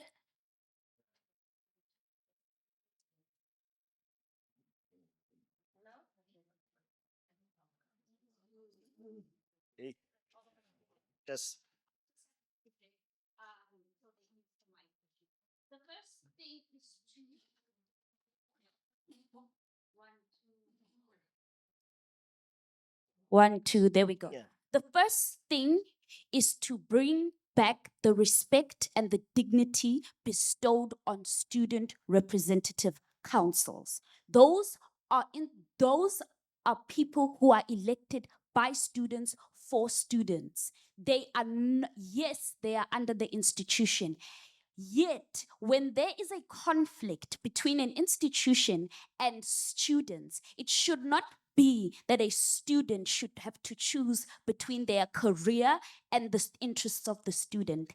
In order for universities to genuinely restore, if institutions are genuine in reformation, in reformation, they will respect the SRC as an institution that has validity, that has objectives, whose objectives are for the students. And in the case where there is a clash, they must not be put in a position of being compromised, because that deters that deters any revolutionary act from occurring in the first place. The second thing that needs to happen is that us as individuals need to reflect on our complacency sometimes. Hey, yes, sabotage. Black, all races need to As you conclude, my leader, as you conclude. include. Everyone should reflect on the issues that they are facing on an individual level and approach whomever it is they elected as a leader to speak on those issues and address them on a bigger level. And then my third and last point, as it pertains to the fundamentals of civil disobedience and revolutionary acts, is to continue irrespective of what comes about. It is unfortunate that people have had to go to jail and suffer their careers. However, that being said, Nelson Mandela is Nelson Mandela because he went to jail for 20 years. I'm not saying go to jail for 20 years. I'm saying stand on your word and be sure on what it is. Thank you.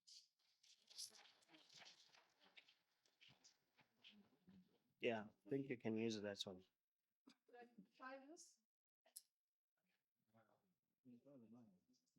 1, 2. Okay, it's working now.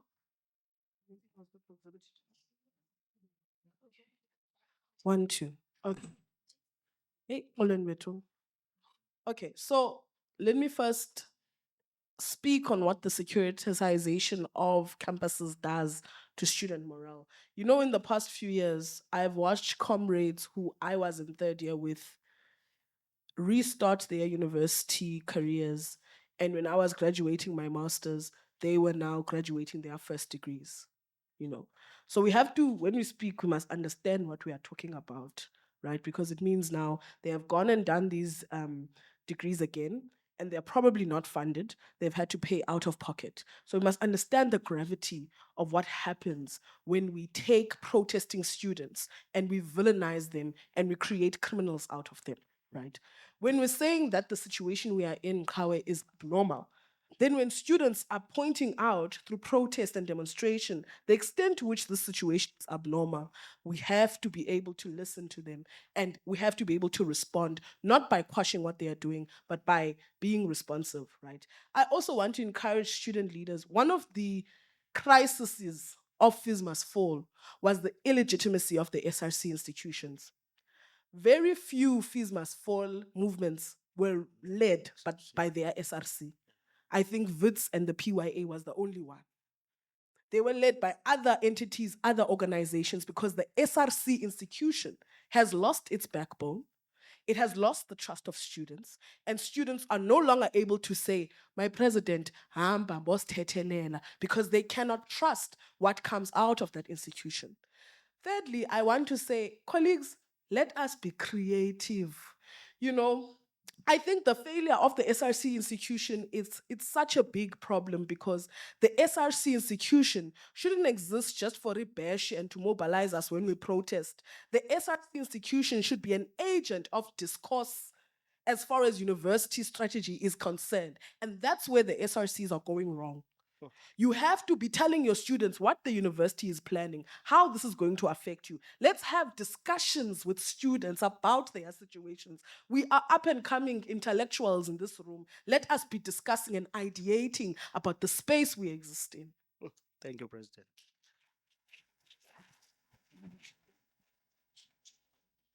The fact that you expect me to go, what you just said is crazy. Because what you said is actually touching on a point that I want to make. Student leaders in the room, I'm trying to make eye contact with you. Student leaders in this room, Niazaz.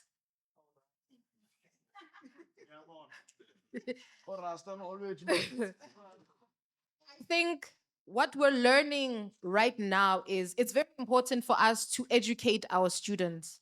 But what I want is for the fact that we teach these people that their agency, making use of their agency, is the best and only way to make a change what it is.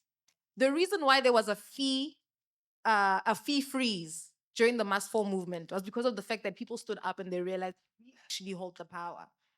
And they stopped it in its tracks. Sit-ins, boycotts, those are different types of resistance. Resistance to whatever else. There are different things, different problems happening. But if our leaders can sit us down, educate us, lead us, I think more than anything, especially about political education, last year was the general elections. I know most of the people who were going to vote did not read manifestos. They are not aware of manifestos and how to attain them, how to go through them. They don't know about that. 30 seconds, comrade.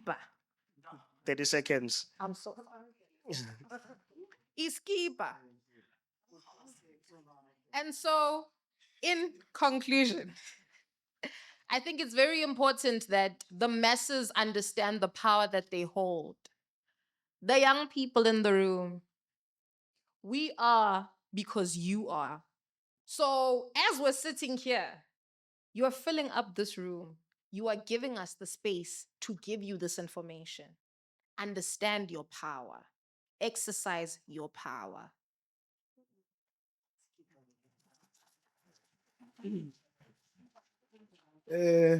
Thank you very much. I think to reflect on what has been spoken, and not to repeat maybe, because in as much as leaders we think alike, the issue of why we always speak of hunger, we speak of everything. You know, in my term as the SRC, led by President Kalagasa, we when we campaigned, we said we want to build project. First of the project was 1 meal a day. Why do we say we want to build this project? Because we don't expect to university that we say, you know, unfunded students can have a 1 meal a day. The management said, what? We said, no, no problem. If you are saying Wamet, it's fine. Then we wrote letters. We know letterheads, most. We recognize we have letterheads. We wrote letterheads to external business owners. We wrote letterheads to people who believe in us. Then they started donating. Then we called the media houses. We said, we're launching 1 meal a day. We're extending the invite to the vice chancellor. If you want to come, you will come. If you don't want to come, you don't come. Then we invite one of the ministers. So now, if there's a high profile, because we read rules, if there's a high profile, the VC must be informed and the VC must be present. So by virtue, in that 1 minute day, all the management were there. They had to cancel a meeting that they said we must sit together with them. They had to cancel a meeting that they said we must sit. Then we successfully launched 1 meal a day. Because of the pressure and the media, the VC promised that he's donating 250,000 in 1 meal a day. Today it's happening. It started in around March. Today it's still happening. There's still food. There's still stock because we bought a voucher from Boxer. Each and every week we go and buy meat. Every day students are eating in that 1 meal a day, unfunded students. So in that virtue, we have addressed the issue of hunger on campus, so that those who are funded can support the initiative. It's a big project, but understanding that the term of office is only 1 year. Of course, we're going to start somewhere and compile a document that will then all the future generations that are going to come will improve it to a point whereby even those who are unfunded, there's going to be an app. Even those who are funded will support the initiative through an app that is there on campus. So all those things, they take time, and it is project. So that as a leader, when you go to office, you do not only depend on university, but you start to recognize that as an SRC, you're an SRC of students, and there are shopping centers around you which benefit from the very same students. So you must try to conscientize them that you must support this initiative. Then the management will move in your shape. Thank you very much. Thank you, ma'am.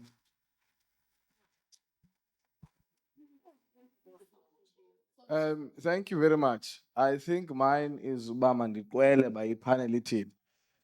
In essence, the panel is saying, colleagues, today that activism must always be linked to innovation. Because if we don't link activism to innovation, we are going to continue fighting the same struggles over and over again. And it's important that we link that to activism. Because student movements must begin to swift from protesting and align themselves to be able to sit in policy changing tables. Because we can't always go to itoi toi, sibuye singena solutions, zala toi toi sithi siyayenza. We must be able to go to itoi toi and strike and be able to come and say, this is what we want and this is how we propose this thing to happen. Because perhaps part of the things that the Fees Must Fall movement forgot or left behind was to perhaps just go and strike without being able to say, this is exactly what we want. It was in a vacant and a general statement to say we want fees to be not to be increased, but other aspects of them were not looked to. So hence it's important as student leaders today to be encouraged that we don't only focus on activism, but it must lead us to innovation. Thank you very much. No, thank you to the esteemed panel. So we'll now open it up for a round of questions. And I want to plead with you, colleagues. I want to plead that we keep them brief and straight to the point. No preambles, no. So we are pleading on that front, so that we may be able to get as many inputs as possible. I'd also love to encourage again the young scholars who are here to raise your issues, your questions, or any thoughts you might have on today's discussion. So I will note hands. I will note hands. Maybe we'll. Oh, okay. There's appetite. Okay, so you'll remember your numbers, dear comrades. You'll remember your numbers on your own. Number one is you, my brother. Uh, you, my sister. Two. Three, my brother in black here. Four, you, my lead on the second last row. And five, you, my sister. Yes. So you remember your numbers, Moss. Please brief to the point. You can direct your question to a particular speaker or to the entire panel, but straight to the point.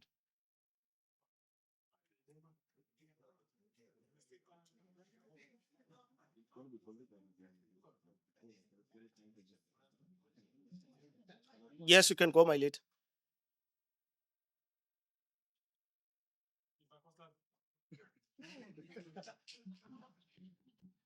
As Mike's pipe on. Greetings to the panelists and also to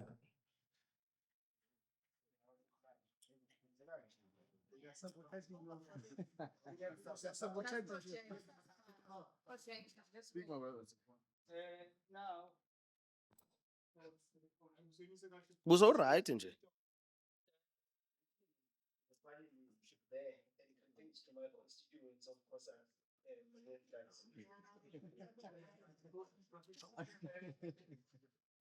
You know, I love what Ubani has just said now in the issue of the application fees. The issue of the application fees, we have been asking it for a while with the SARS. That what is the university doing with those application fees? Why? How about they open they open something that will benefit the students in the university. That is number one. Number two, the issue of also court interdicts. That is a big problem we're facing in all South African universities. It is a very much problem that we need to fight for. But the question I should ask is that what are we actively doing from these 10 years that has passed now? Because when you go to the management and sit meetings with them, when you exit the door, the meeting with the management must end with your own terms and emotions. Yes. Not with the resolutions of the management. Thank you, my lead. So what are we acting to do? Thank you.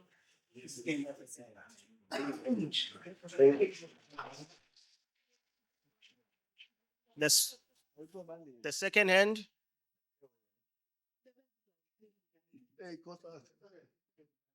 So I think the second hand was you, my sister.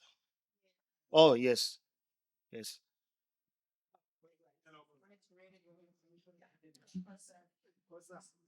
Greetings to you all, ladies and gentlemen. Mr. Bandile. This question is dedicated to you.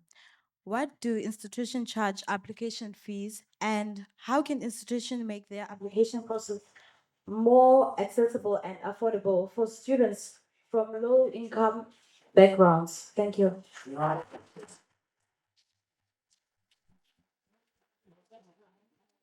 Uh, where was the third hand? I think it was Opo Stalin. Show my lead. But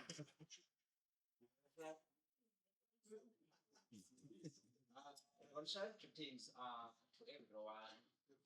My name is Firstly, I would like to take this opportunity to appreciate the presentation made. Firstly, I would like to agree with the fourth speaker. Yes, we are not yet in a destination of what we fought for during FISMAS 4. Then my question will go directly to Ulatita and Ubandile. Yes.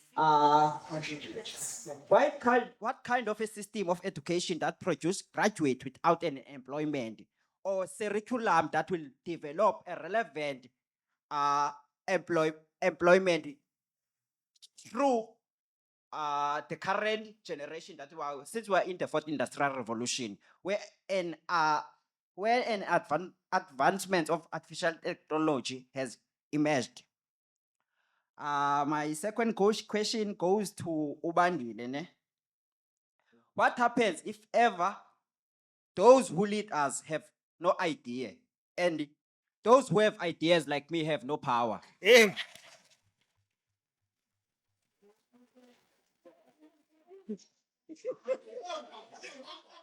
order, comrades. Order, comrades. Order. As you land, Comrade Rasta, Yeah, just 4 questions left. as you land, Yes, yes. So, as you land, my leader. yes, ne? As I land, ne? We have in past 5 years we have experienced student debt in our campuses. Recently in Wosu, many have been happening here in Nelson Mandela University. But perpetrators are roaming around free of charge. So, what alternative and loan that can be used to tackle ukufa student within our campuses, because we don't afford lawyers to challenge the perpetrators, must be accountable for incidents ezizayo. Thank you, my leader. Thank you, my leader. Thank you. Thank you. Thank you, my leader. Thank you, my leader. Thank you, my leader. Yeah. Where was the fourth hand? Second last row. The second last row there.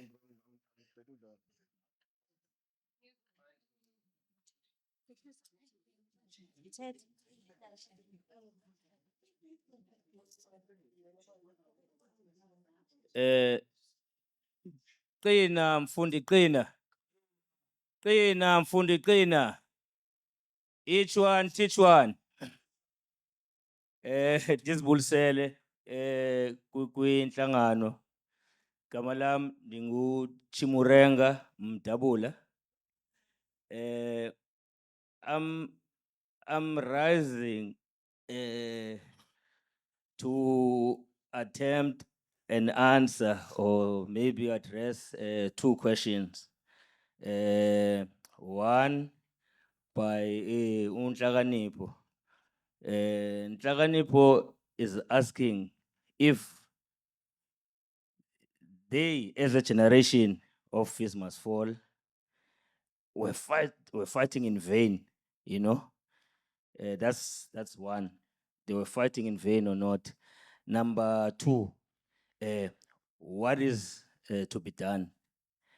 But before I do that, I think it's of paramount importance that I must give it background. You know, I was My leader was seriously out of time, so Sure. please. Sure, noted. You know, I was in the Fees Must Fall, both you know, waves. But I was the oldest young person there. Now I did see your efforts, comrade. They were not in vain. What happened there? Your generation was. I ended up being arrested, by the way, as well. But what happened? You were outmaneuvered by the governing party. That's what happened, and you were divided. I remember there were even students here who were getting phone calls from a bishop, you know, to stop that nonsense. And today, one of the fed cats, yeah, but they are employed, they are living nicely, you know. So I don't want you, comrades, to doubt yourselves. You did very well. Very well. Now, now I'm being reminded of time. I must go straight to the solution. What is to be done? You know, it's a very, very old and cliche question. Lenin once asked it, what is to be done? In our context and situation, comrades, since these issues were raising here affecting young people, I think it's important that young people must now begin to register and vote. Because if you want free education, but by the way, this thing is not just free education. We declared we wanted free decolonized education. Now, if you want that, you must have the correct government governing the country. You know what happened? Zoom. Yeah, my leader. No, it's important. It's important. Zuma here was shooting at kids with rubber bullets and tear gases. And then when he was about to leave and depart, he plunged this one of cupcake and he declared free education without fundraising for it. By the way, he's also guilty because he was deputy president when the other one was president. So, comrades, in summary, go register, read the manifestos as suggested, you know, vote correctly, a progressive government, you'll attain, at least that's one way of attaining free decolonized education. Mantra! Wait. Last speaker there, yeah. No, there was a. Are you done? Oh. No, I was saying that the back row, so yeah. It was you, my sister.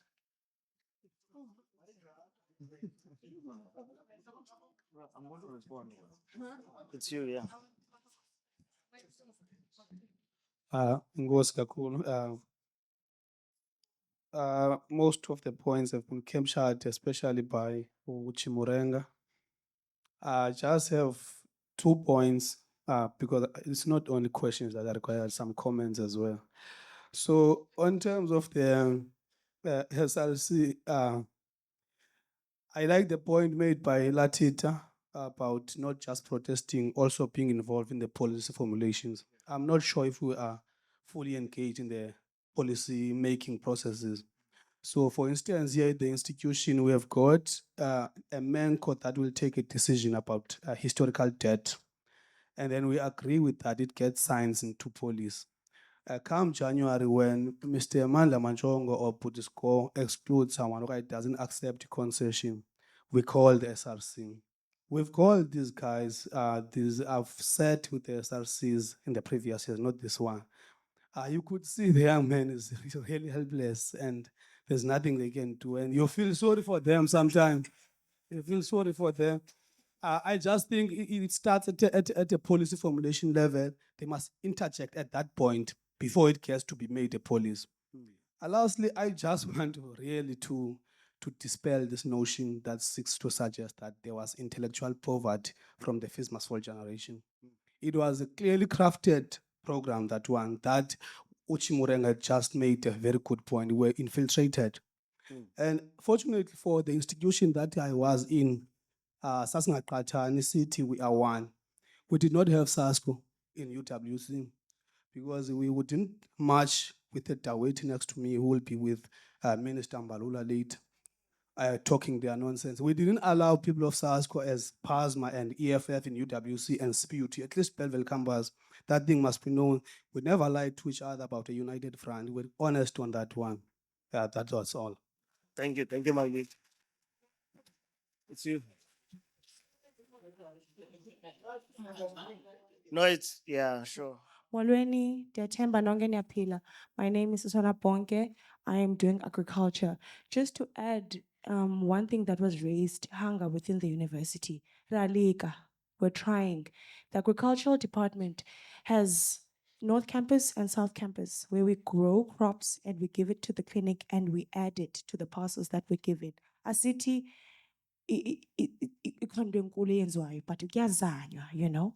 In terms of what we are talking about, access to education, into endiyibonayo mna is that within Black communities, ingathi siqhawulwe kabini, and we are divided by this glass that is soundproof. And that soundproof glass is language. Right now, we're having such an important conversation about access to education. But what about those people who can't have this conversation because platforms is injena? For example, my brother uvela kwamfiki went to grade 10. He can't read. He's struggling to read, and he is now classified as illiterate. But ungumntu okwazi uwelda umsebenzi wezandla uyakwazi. So how do we then bridge this gap of a language? Because it is part of our dignity. Yinto esiyinxele ebeleni. But ngoku kufuneka silwele indlala, silwele ilanguage, siphinde silwele imfundo. Zonke ezinye zisangamele. And there's also AI now into the equation. So there's a lot of things that we're fighting. How do we then grab language and make it one thing, tata, to access education so that we can thrive as a Black nation with a Black language? We have 12 languages up. Thank you. Yeah, respond first. Can I be first respondent? Yeah. Oh, Pamela, my sister, and then we close it. Okay, greetings to everyone. My name is Asifa Miataza, Academics Transformation and Gender Officer of the SRC. So my question is to the entire panel. How do you imagine a Black student's life coming from disadvantaged backgrounds 10 years from now, with all these ongoing issues that we are still facing currently post fees must fall? Thank you.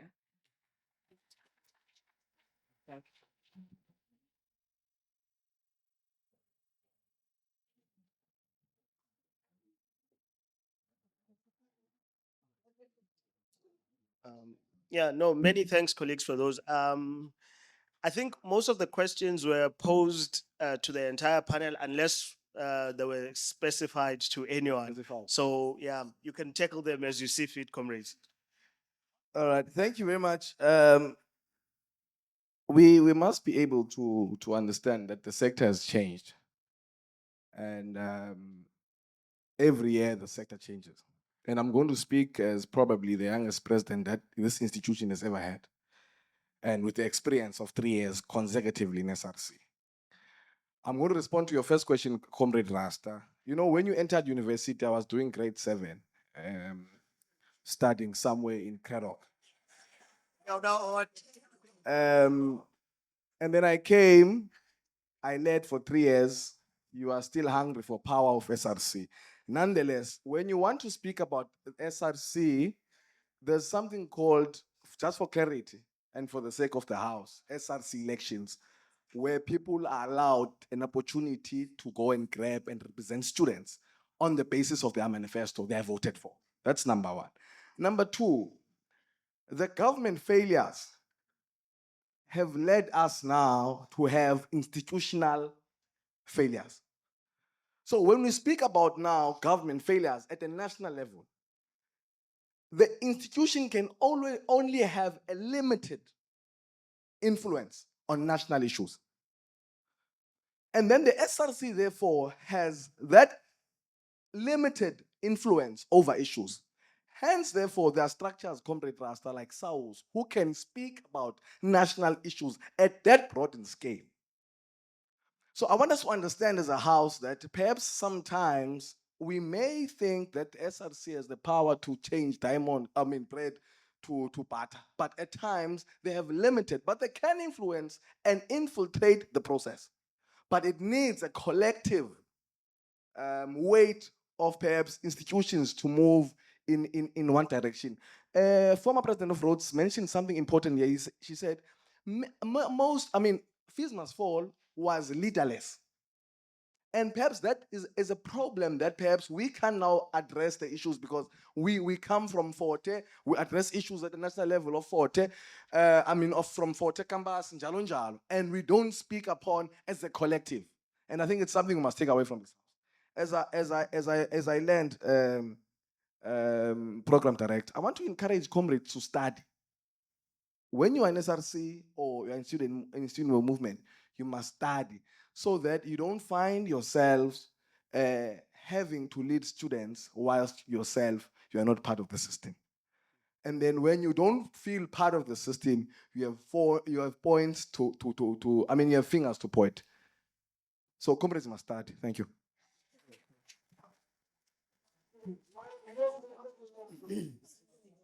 Thank you very much.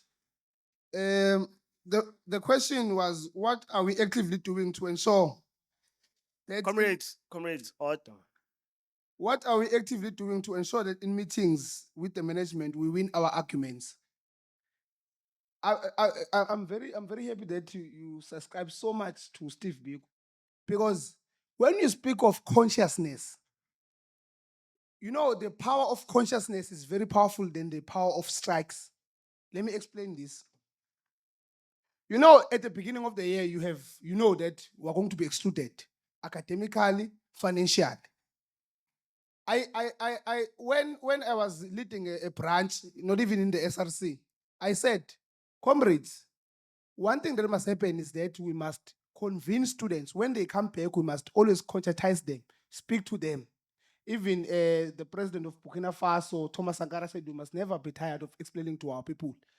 I said, you don't expect students to join a movement that is just cooked in few minutes.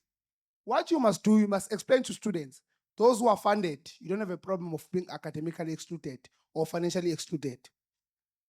Then you go and engage them and say, university is supposed to have a grand opening, and the VC must stand in front of cameras and say, we have officially opened our university. We have registered more than 2,000 first years. We have registered more than 3,000 postgrad. They must report. They sit meetings and set targets that by this end of this day, in registration, we must have these targets of postgrad and these targets of undergrad.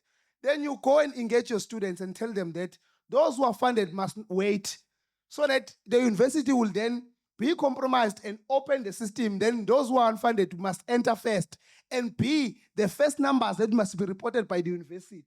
Then after the official opening, then those who are funded then will register. This works hand in hand, because you know immediately after registration, there's the issue of allowance. And those who are unfunded will want to go to class, but they will remember that those who are funded stood by us. But you know how students act? They act divided. You will tell students that do not register, that those who are funded, the university will open the system. Then quickly, students will sell you out. They register. Immediately after registration, you fight in meetings, fight for those who are unfunded. Then when, let's say, many of them enter in the system, they are ready for classes. Those who are funded will say, but SRC, there must be no classes. We're hungry. We have not got our money yet. What about those who are unfunded, who struggled during the registration period when you were funded, did not support them?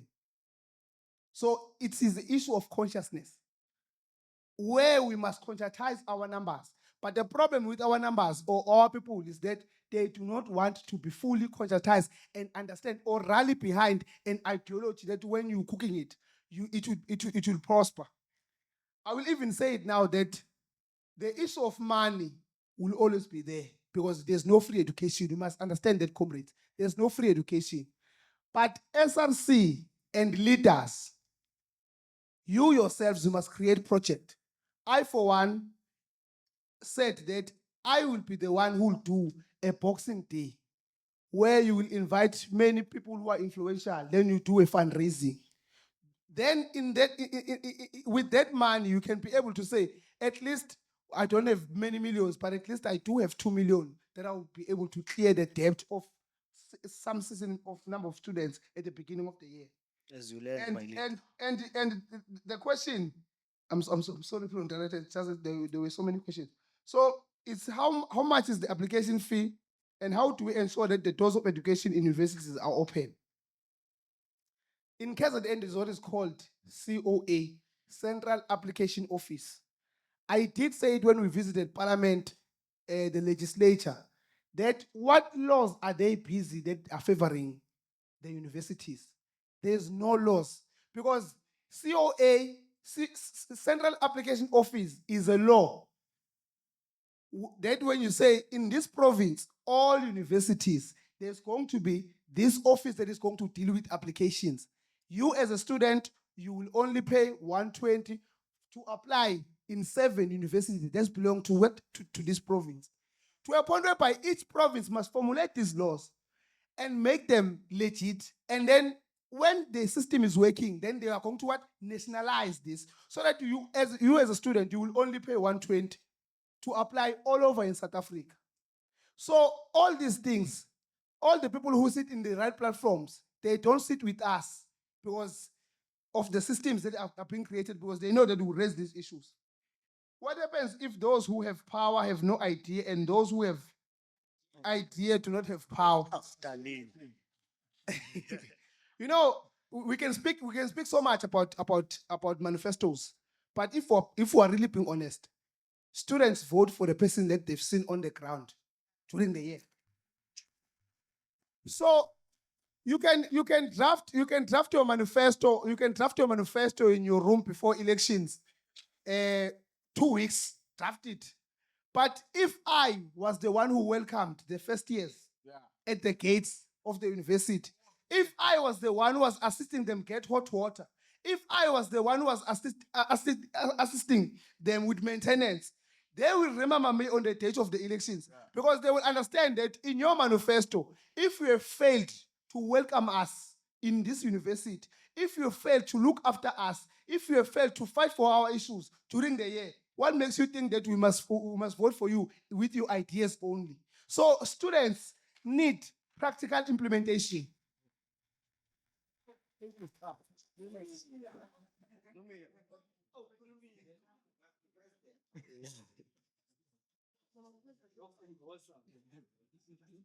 Yeah, ne? I like what you said. The revolution will not be televised. The revolution is in the mind.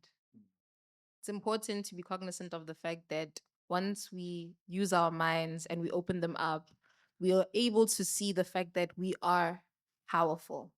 Can you hear your SRCs are talking about students elect us, they nominate us.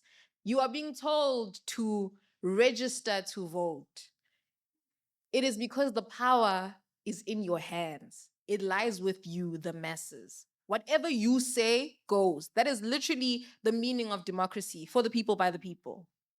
And there was a question that was asked, how do you imagine a Black student's life from a disadvantaged background 10 years from now? Are we looking at them as varsity students? Oh, okay. So they're coming to varsity for the first time. 10 years from now, idealistically, they don't have to protest. Idealistically, like ideally, they would not have to protest for access to even the most bare minimum. Do you realize we have a registration fee that we have to pay? And it's in 2.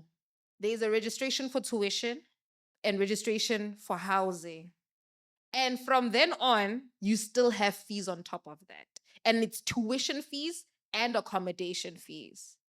And then there's still groceries and toiletries and just keeping up with everyday life. I am hoping that at the very least, students should not have to protest for something like registration barriers.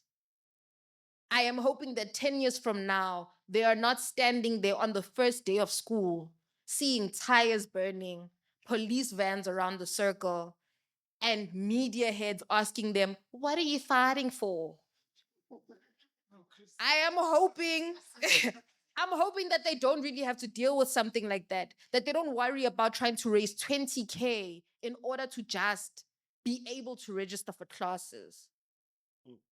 I am hoping that that is what we do for them. that they do not have to fight to enter any of these spaces at the very least.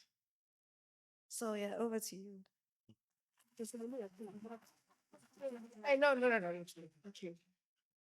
All right.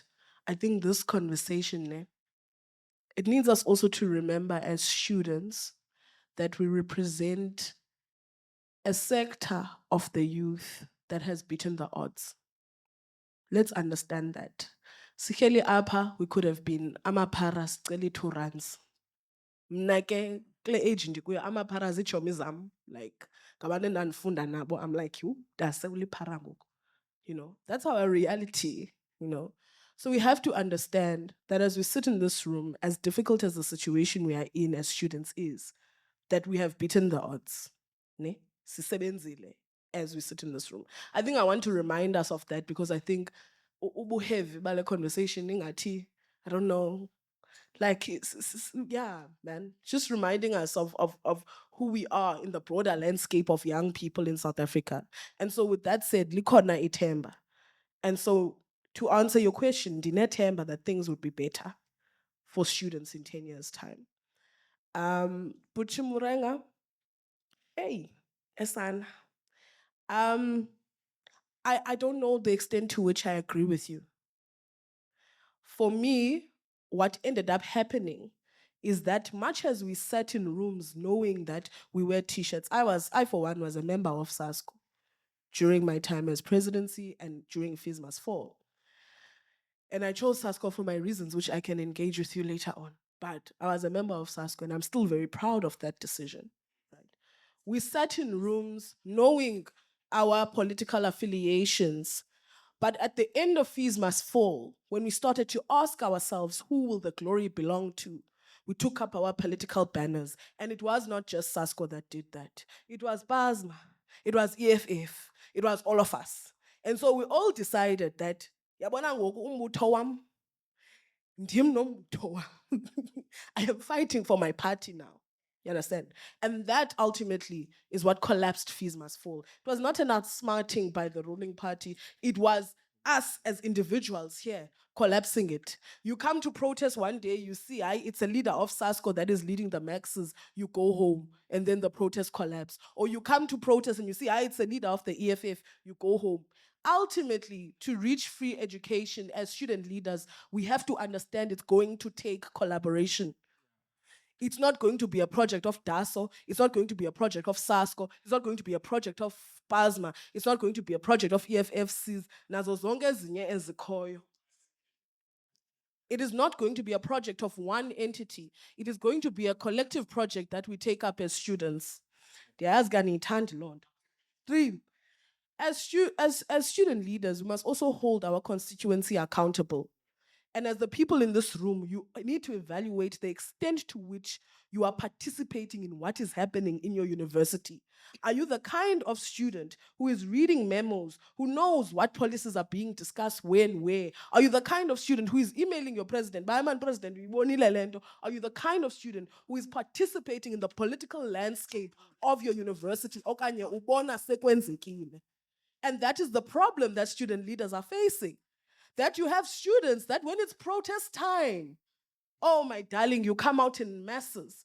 But when it's time for us to discuss and have intellectual conversations and strategize about things that are not glamorous, strategizing about this 1 meal a day project, it cannot be glamorous work. It's hard thinking. It's thinking by siya kwa boxer, siya kwa kupa, sisuke kwa kupa, siya champs. You understand? You know, it's not fun. It's not singing at the barricades, which I don't at all purport to be fun. But some of us are so quick to support when it's protest time. But when it comes time for discussion engagements, you find 2-3 students.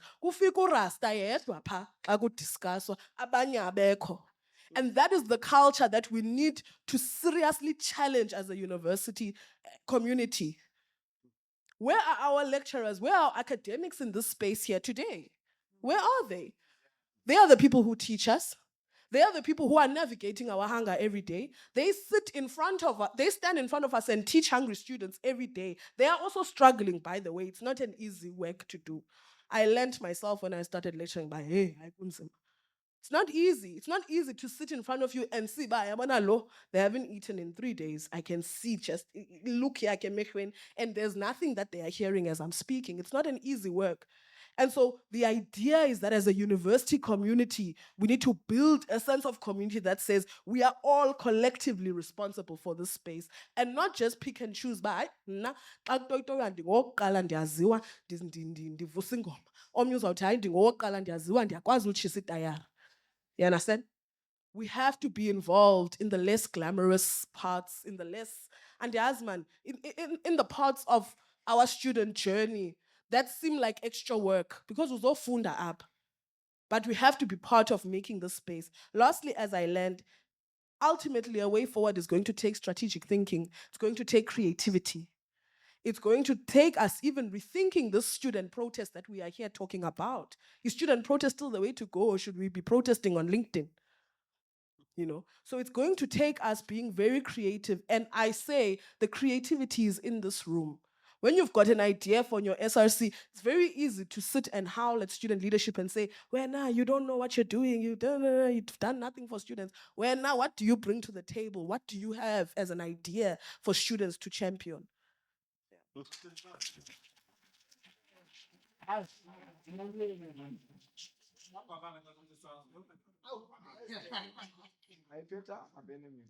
Yeah, it's very hectic to be the last speaker with all these people who have been in SRC and have all these experiences. This is what I can add to the conversation, that amongst as students, as a student community, we should add, as one of the speakers had mentioned, that collective consciousness as students and identifying with each other is of utmost importance, because that is the core, it is the pillar to whatever foundation we wish to lay. So it's very important that we move from not just looking at civil disobedience from a protest perspective, but to a place of intellectual discourse.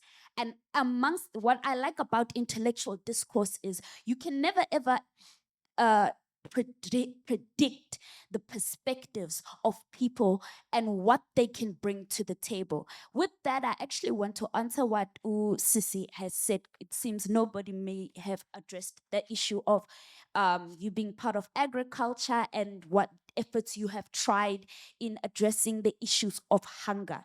Here's the reality, right? When there is an institution, there are people from different backgrounds with different issues, and people try to come and solve one. You cannot expect a singular individual to come up with all the solutions to problems. Whether it's one problem or beating two problems but it doesn't matter what the issue is. At the end of the day, when it comes to SRC, it is time. I am of the opinion that the SRC should not just be looked at as an institution that represents students, but it should be looked at as an institution that is respected for its ideas and its ability to implement such ideas. And that the university, to answer on the question of what happens if you have ideas but you have no power, there's no such, in my opinion, in the sense of if you have the idea, you are the only one who has the vision and the ability to give it power. At the end of the day, no one can speak your vision better than you do. So stand up, speak to your people, speak to the consciousness, and bring the sense of consciousness alive. Let us see you, so that when you speak here with your manifestos and your beautiful hong-hongs, we're not just paying attention to the manifesto, but we can see through your actions what you have done throughout the days, throughout the decades, and throughout the years. Apply your mind, apply your actions to what you want to visualize. and speak to the masses. At the end of the day, said consciousness is not going to come from a singular individual. You've had a panel of SRC people telling you their experiences in SRCs, their failures, their journeys, their successes, and what they've come to. So since you've got time to reflect on that, we've had now this panel where we've had intellectual discussions about some practical ideas. Mr. President has nothing short of those. He has mentioned them throughout. Now the question becomes, when you get out of here, then what? Let it not be, okay, back to square one. Anyways, we were saying that is where the problem begins. A fatigue in activism and a lack of consciousness is going to kill many of us. So on the issue of handling, now we've got AI, we've got language issues. Unfortunately, on the language specifically, I am of the opinion that that one is not something a single institution can do. That is a conversation that needs to be had with higher powers. And unfortunately, the leaders that we have currently, I don't want to talk about which parties, but if you know, you know. At this point in time, they are reluctant. They are reluctant and they are struggling. Language is a powerful tool. You cannot have a child who grew up eteta. Bona nna ke Mopedi, ke kgona ho bolela Sepedi. But if you put a philosophy essay in front of me in English, I don't have a problem dissecting it. E be ya ka Sepedi, ke tlo qakeka. Ko thoma ke teka-teka, ke sa tsebe hore ke ya kae. And that is a sad idea. Whereas these types, and we cannot neglect the fact that language plays a big role in how we think. As Black people, we know what culture is. Tsa mo boledisha mothosa, o fetsa mo o bolele le Mopedi, o tla bona hore yo. Yeah, no, the way these people speak and think and how they do culture is so different that if now we have to put this in a curriculum and in academia, we need more and more policies, not from a university level, from ground, ECD. I do not want to run into a child, for example, from a Xhosa household who's going to speak to me in Xhosa and then in English. It has to be that you can articulate yourself proficiently, professionally, in at least more than one language. And we should stop this idea that English or being proficient at English is what makes you articulate. No, it doesn't. So, in terms of that unfortunately it requires leaders who are serious. As for the AI matter, AI can be a tool. Guys, AI is a man-made tool. We keep acting like AI is some higher god somewhere that was created and will one day take over the world. Let's stop watching Hollywood. Let's be serious with this. AI can be used effectively as a tool to help students in the language barriers. It can help with language barriers. It can help with these basic things, prioritizing, being able to do simple tasks that you find children back in high school should have learned, but they get here and they don't know how to do them, and it kills them. So then you must start first with those issues and then the hunger. And no, all of these matters, they need to be dealt with on many different levels. So let's not always just look at the institution. You leaders who are in this house right now, you're not just speaking to the university. Where are the high school? You can see, school uniform. I'm wondering, why does your activism only start when you get into the university? Your activism and your vision should start because education as a whole is an essential. So that being said, and to conclude, Abuti Chumorengakwa, yes, I am of the opinion that I feel that a lot of students were sabotaged.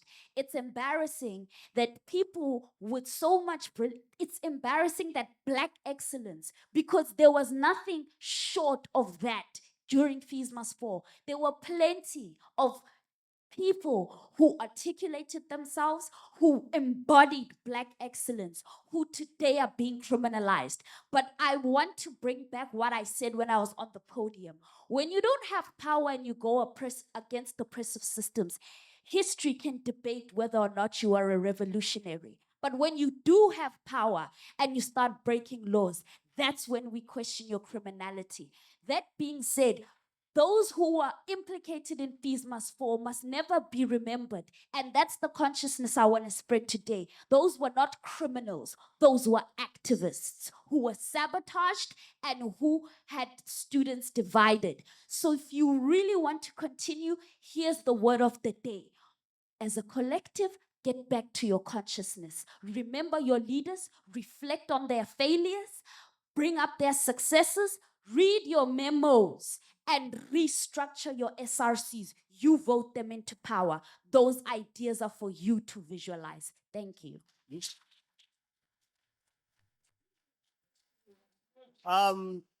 Yeah, no, I think it was quite a packed and powerful conversation. I've just been notified by the powers that be that that they're feeling generous today. And if there's one more burning question, more especially from the young ones, if you didn't have a chance, just one more burning question, and then going on.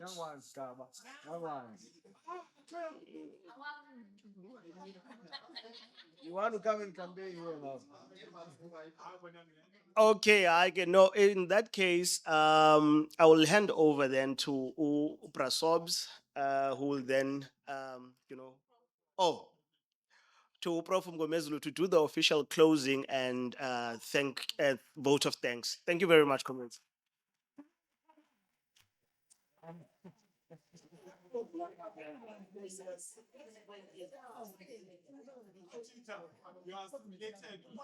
Danke, Bot.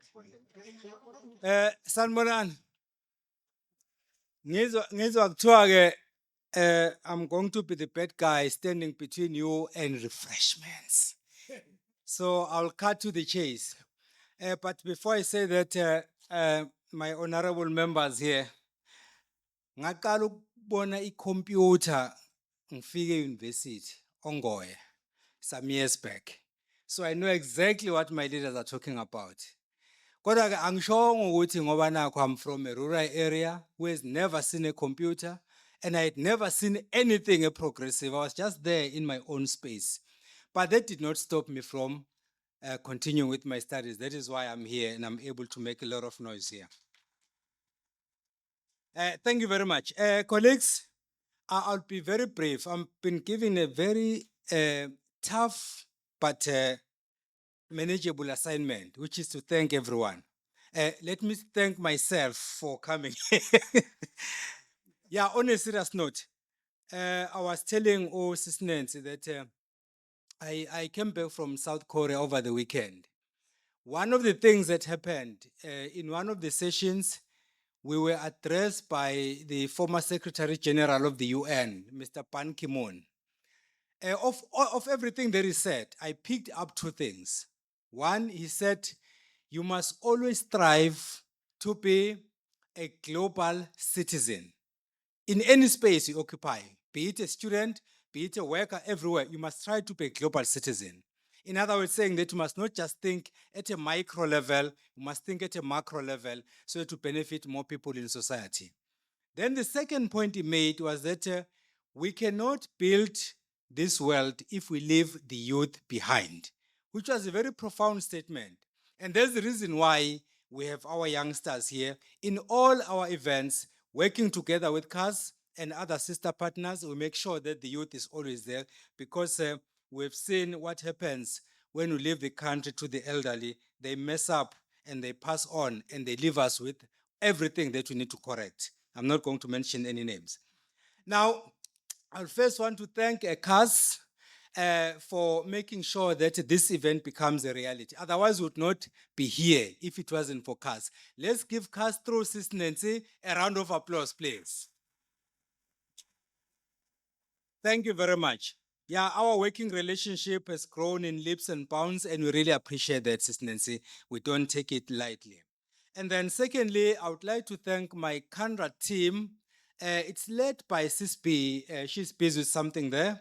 And then we have our own speaker, that is KIC. Don't ask me what that means, but that is the lady who was helping you with registration outside.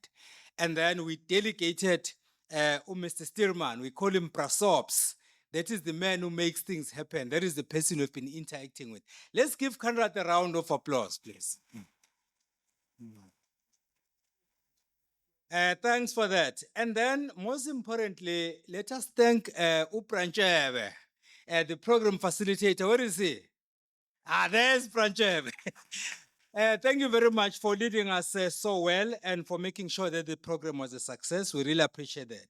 And then, of course, I would like to extend our word of appreciation to our eminent speakers here who kept us alive. A round of applause to our speakers, please. Thank you. And then the most important sector, our youngsters who have graced us with their presence. A round of applause to our learners, please. Last but not least, to our service providers. You know what normally happens? Whenever we have events, we forget to thank our service providers. And they are an important sector. Here I'm talking about our camera person there, I'm talking about our videographer, and I'm talking about our caterers. A round of applause to all of them, please. And then, most importantly, I will thank all of you, ladies and gentlemen, who have made this event a success. There is no event without the audience. So a round of applause to all of us. Please travel safely, and then Prasops will have the last word. Thank you very much.